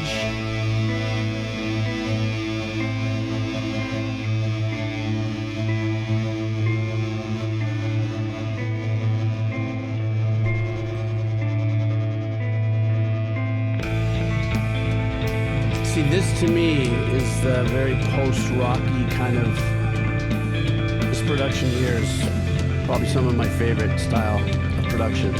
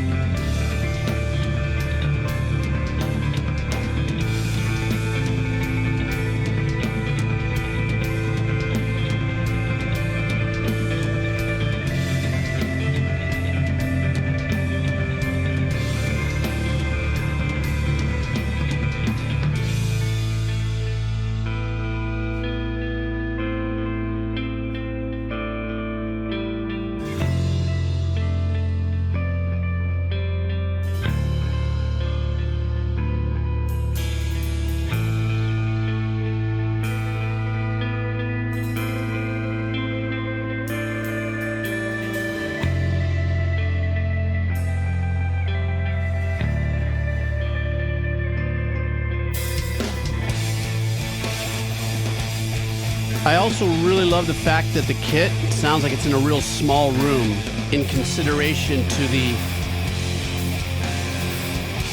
vibey, ethereal, ambient overtones. I think it really makes it stand out.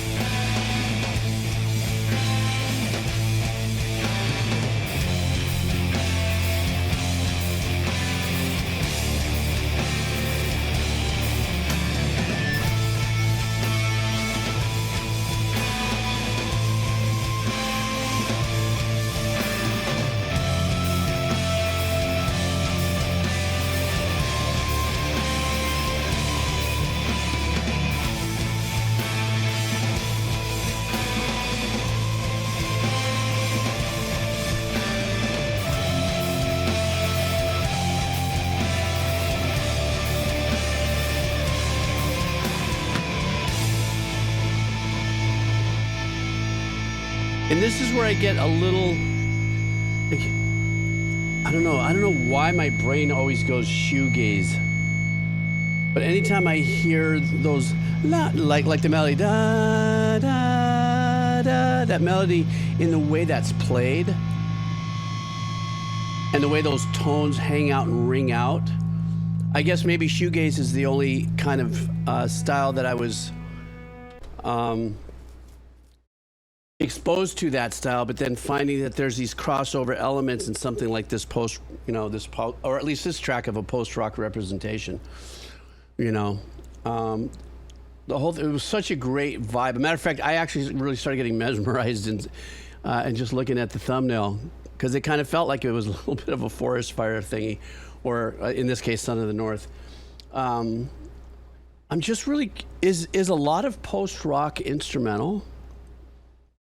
I mean, I don't know why I'm thinking about it that way right now, but it almost feels like a lot of the post-rock you guys have brought is more instrumental than it is anything else. As a matter of fact, I almost think that's true of also sludge and stoner too, right? Isn't a higher percentage of that mostly instrumental? I mean, kind of like, and a little spoken word, right? But kind of like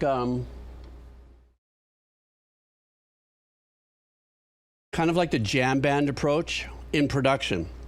Two different genres, obviously. Jam band and the post-rock. And like the genres love to rinse in long songs that just pull in and out of production. You know, almost as if to say, oh, I'm too high to write lyrics. Let's just go ahead and jam. Let's just do this, you know. I mean, that's the way I probably would have said it. I'm just saying. You know. So yeah. But thank you, Hot Chicken and Diaper. That was really cool. I liked it. I'm in such a mellow mood right now. Kazzy put me in this mood, at the beginning of the stream with a 30-minute Coltrane thing, and now I'm just kind of... I feel like a push puppet right now. You guys remember push puppets? Back in the 1900s, I don't know, maybe they still have them now for kids. But it's these puppets that look like they're like trophies, little trophies, like on like if they give you the Academy Award and you have the base, and then you have that. But at the bottom, you press this button, and it collapses, and then you let go of it, and it comes back up.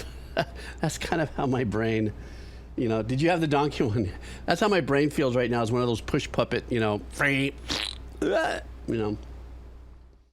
I'm just saying. Those were fun, weren't they? Back in the day. All right, next up. Oh, che pibe. Tonto corazon. Are you still here, my friend? Okay. How long is this? Really? Hang on for 1 second now. I don't know if I have the bandwidth for this. Tonto Corazon, are you here, my friend? Let me see. Haven't had any hot mics on the... No, I haven't. Okay. I don't know if I have the bandwidth for this Tonto Corazon. I might have to push this, because this is almost 40 minutes, and I don't know if my head can spin this. Maybe there's a different start. You've listened to a bunch of Dallas Green's other band, City and Color, where the band's songs are more introspective and personal. This is his other band that's been playing with going over 20 years and focused on more broader topics. Hope everybody's having a wonderful day. Ouch. It's just one song. Oh, okay, because it says 37. 37. Is it 37 minutes or something? Yes, Alexisonfire. That's it. How did you know, La Comosa? Because I read the thing, right? Yes, Alexisonfire, and the name of the song is Dog's Blood. Okay, Tonto Corazon. Are you guys ready? Let's go. All right. Oh, I see. It starts halfway through. Okay, here we go. This is like a house show, though. Like, everything is breaking immediately. Yeah. Oh, listen to that guy's voice and when we're he only talks. playing 6 songs. It's like, yeah, it's exactly it. This is it. Yeah. Now one of us needs to get shocked by the other person's guitar. You know? We got a few more left. We'll see. Yeah. All right. This is a slow one. Oh, this is more post-hardcore. Oh, okay, great. But in this case, it looks like we're getting to vocals. Or is post-hardcore different than post-rock? Somebody help me with that. Send it in the comments.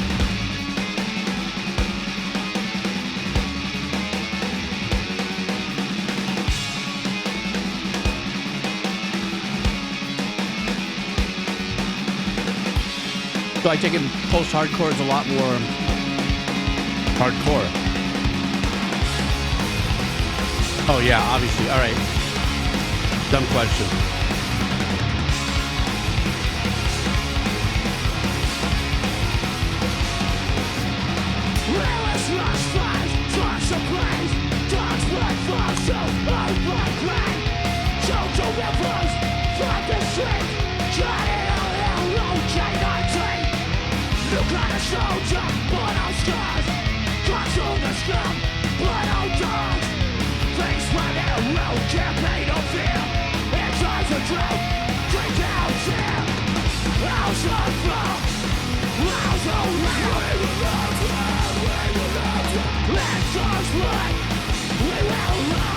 Isn't that chord guitar tone? It's so dark and saturated.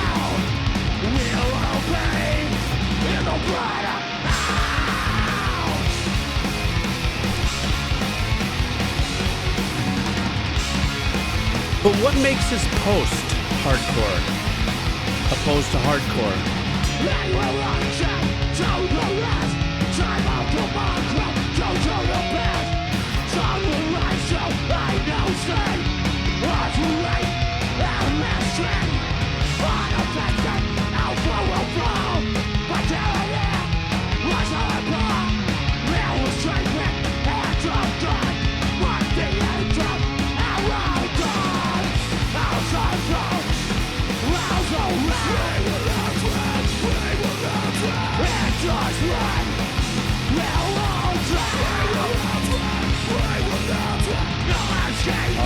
Thanks, Lisa. That makes all the sense in the world now.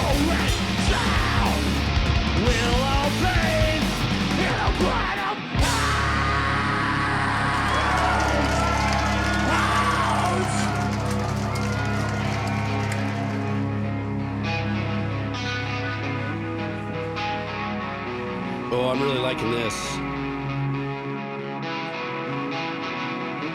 Oh, I love the answer back delay over here.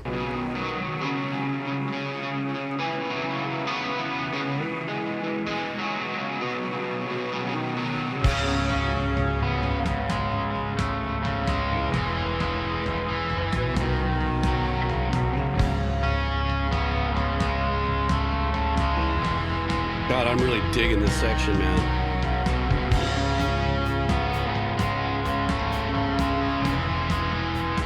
How funny you say that post-hardcore has more melody. I mean, I say that in a revelation kind of way, like, wow. Maybe would have thought the post-rock would have been. In dog's blood, we will all drown. House heard for miles around. In dog's blood, we will all drown. Fuck this place up!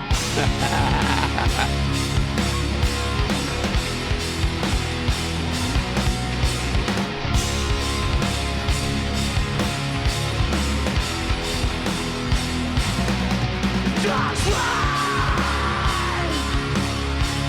Yeah! Dog's blood! See the little kid that's sitting behind the drummer? Weren't we all once that little kid?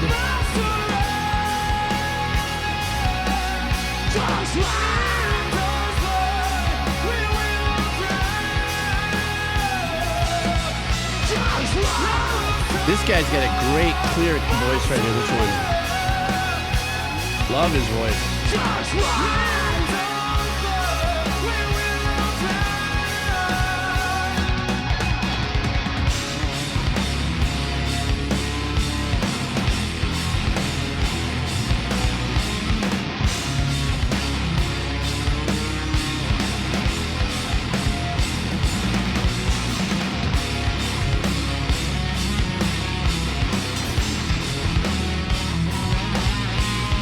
Oh, that makes sense, Lisa. Okay.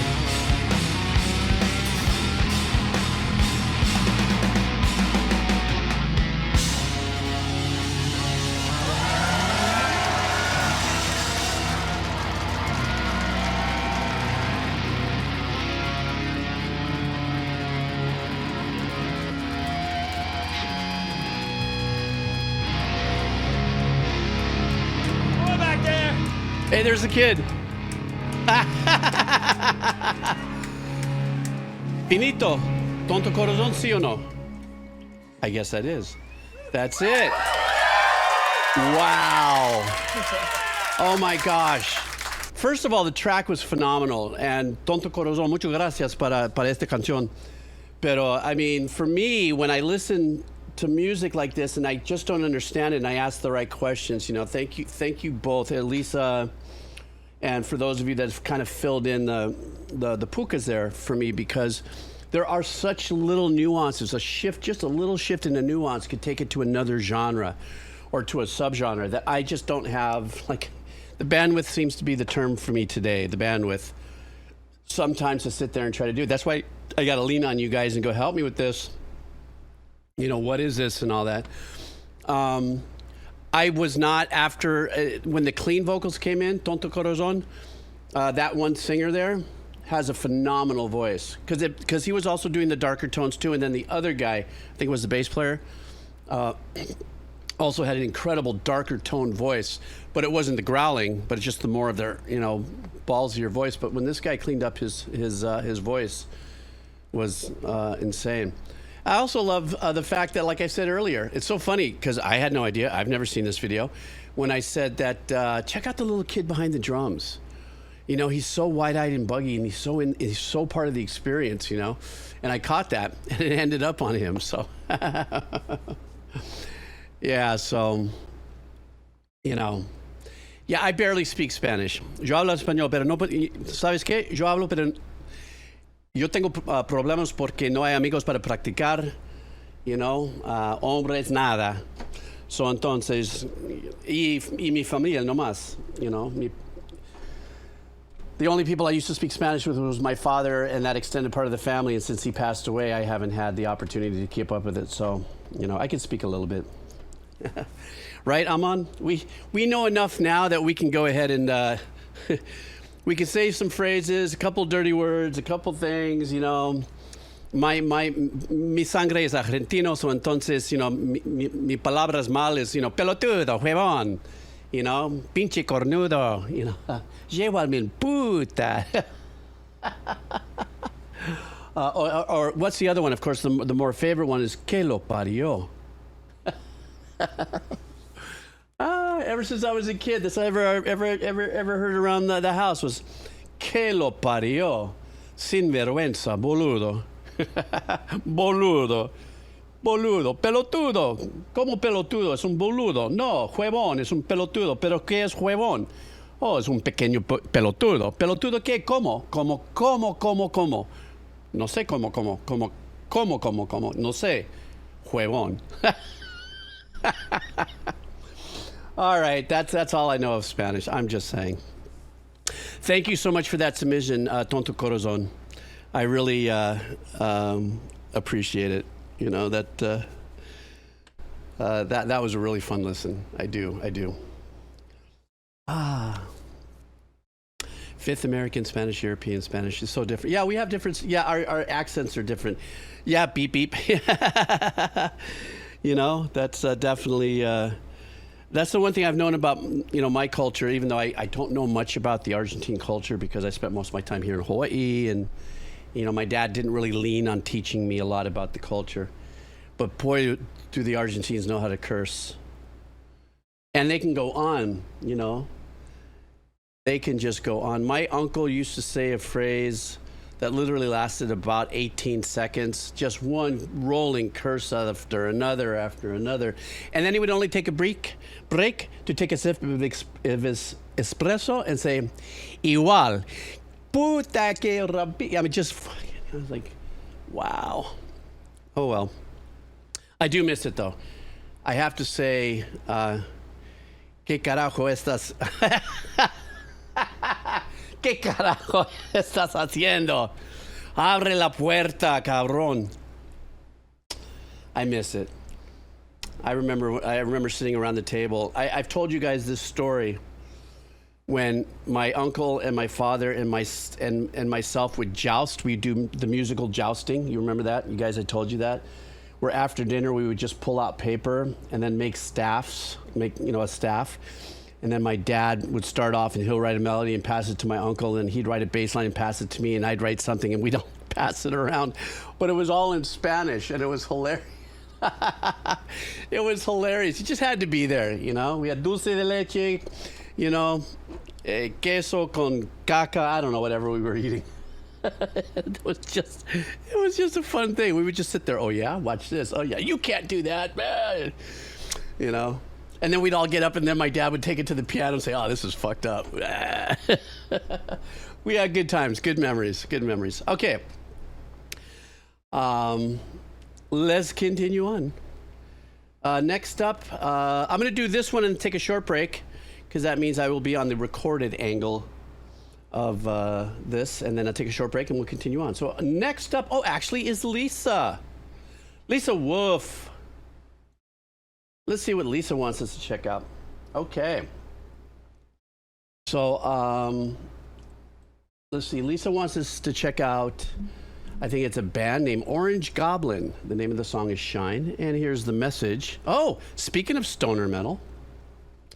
So multiple times the topic of stoner metal has come up, and oftentimes we're trying to split hairs between stoner and sludge. No, I'm trying to split hairs. You guys definitely know the difference, I believe. Part of this is because most stoner metal is a fusion of what stoner metal actually is and another genre. Stoner metal really is unique in that it is very hard to find pure stoner metal. Stoner rock is a little easier, but even then, it's usually a blend. The thing to understand about stoner metal is it has a direct root.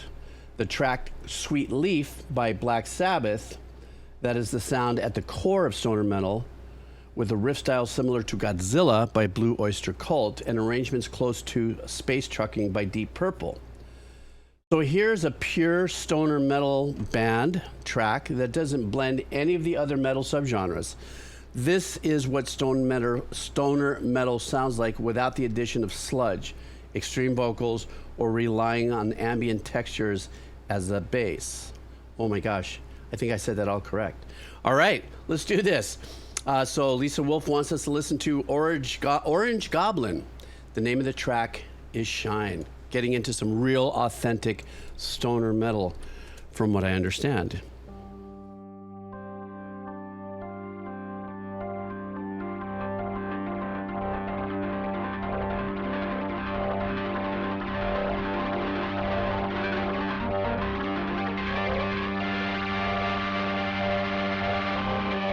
Boy, fry up that Leslie.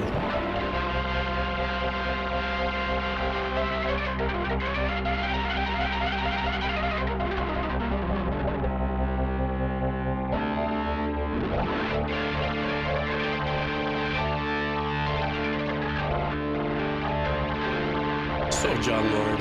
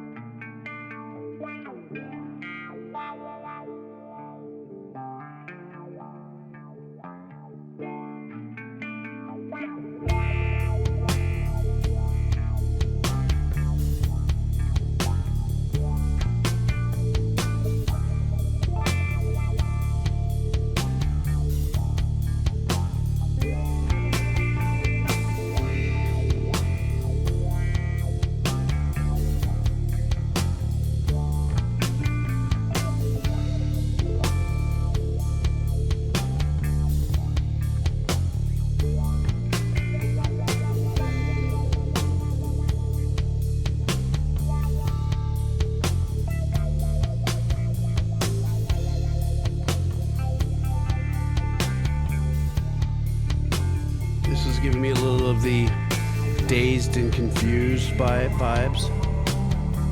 Of course, this is slightly faster, but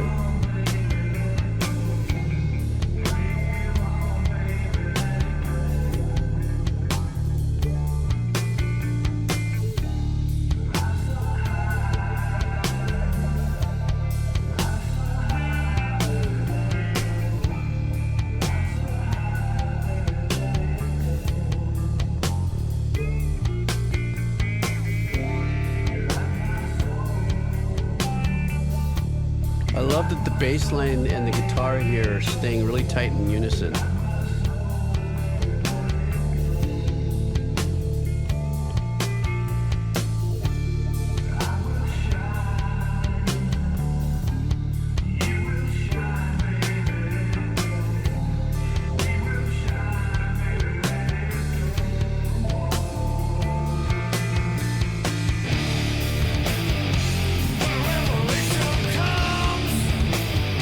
I definitely hear the Sabbath in this.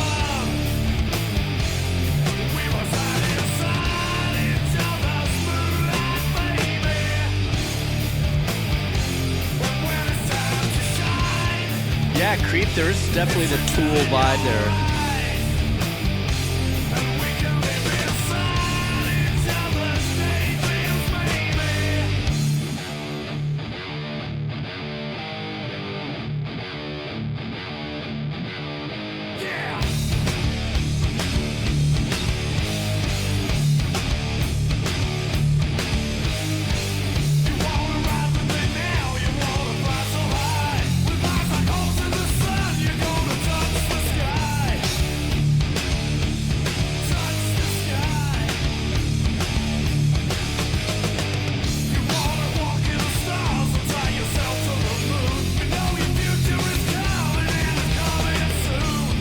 bit of Metallica vibes there, yeah?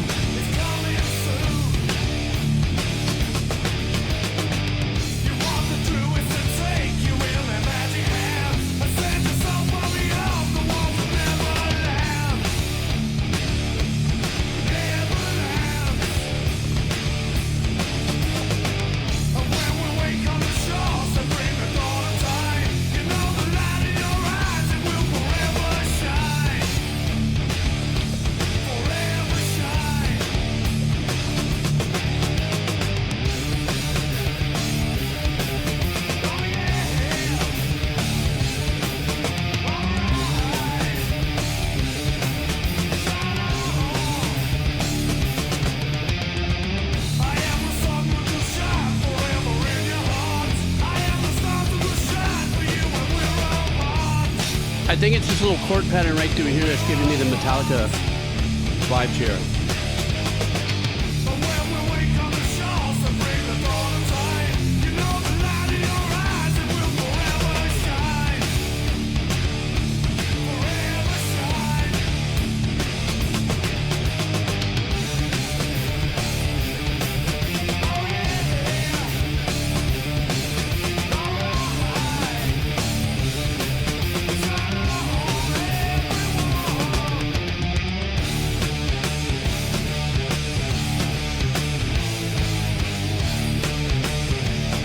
Carrying across a little bit of the Zeppelin vibes for me.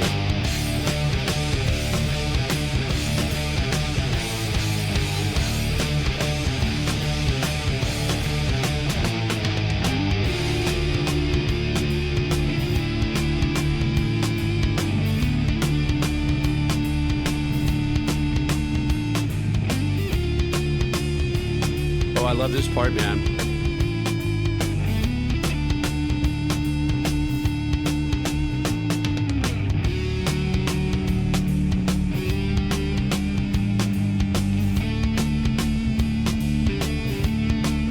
I was waiting for it to go up a half step. Da, da, da. I don't know why.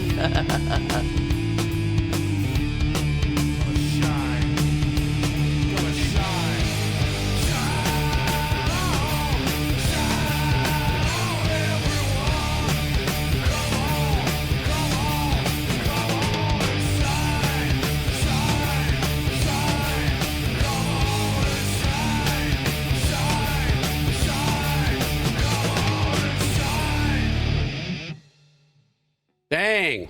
Okay, so now I've been officially schooled. This was a great track, and I kind of, now after what you had explained, now I kind of was able to attach what you were saying in your message here into this track. And now I'm beginning to kind of discern, I mean, oh, okay, I'm getting, you know, what it is that you were saying in listening to the track. But there were, though, for me, regardless of what the genre was, there was definitely, you know, influential calls that ranged everywhere from Zeppelin to Black Sabbath to Metallica. There was another band I was trying to think of also. Remember, I've got a very small, you know, discography of references to pull from, but that kind of, I guess some other people say, I guess Garden was saying it's a little Clutch, a little Red Fang kind of vibe, but now I got a better understanding. Actually, when you say it the way you did and the way you gave me that message and I listened to it, I was able to dial into it. Now I think I might have just slightly a better understanding that if somebody wants that particular genre, I go, I know what I'm going to reference into. You know, I look forward to listening to it. All right, guys, I'm going to take a little bit of a break here. Should be about 10 minutes at best. At long, I just have to stand up and stretch, go to the restroom. Like you guys need to know that. That's TMI. Let me turn off my hard drive.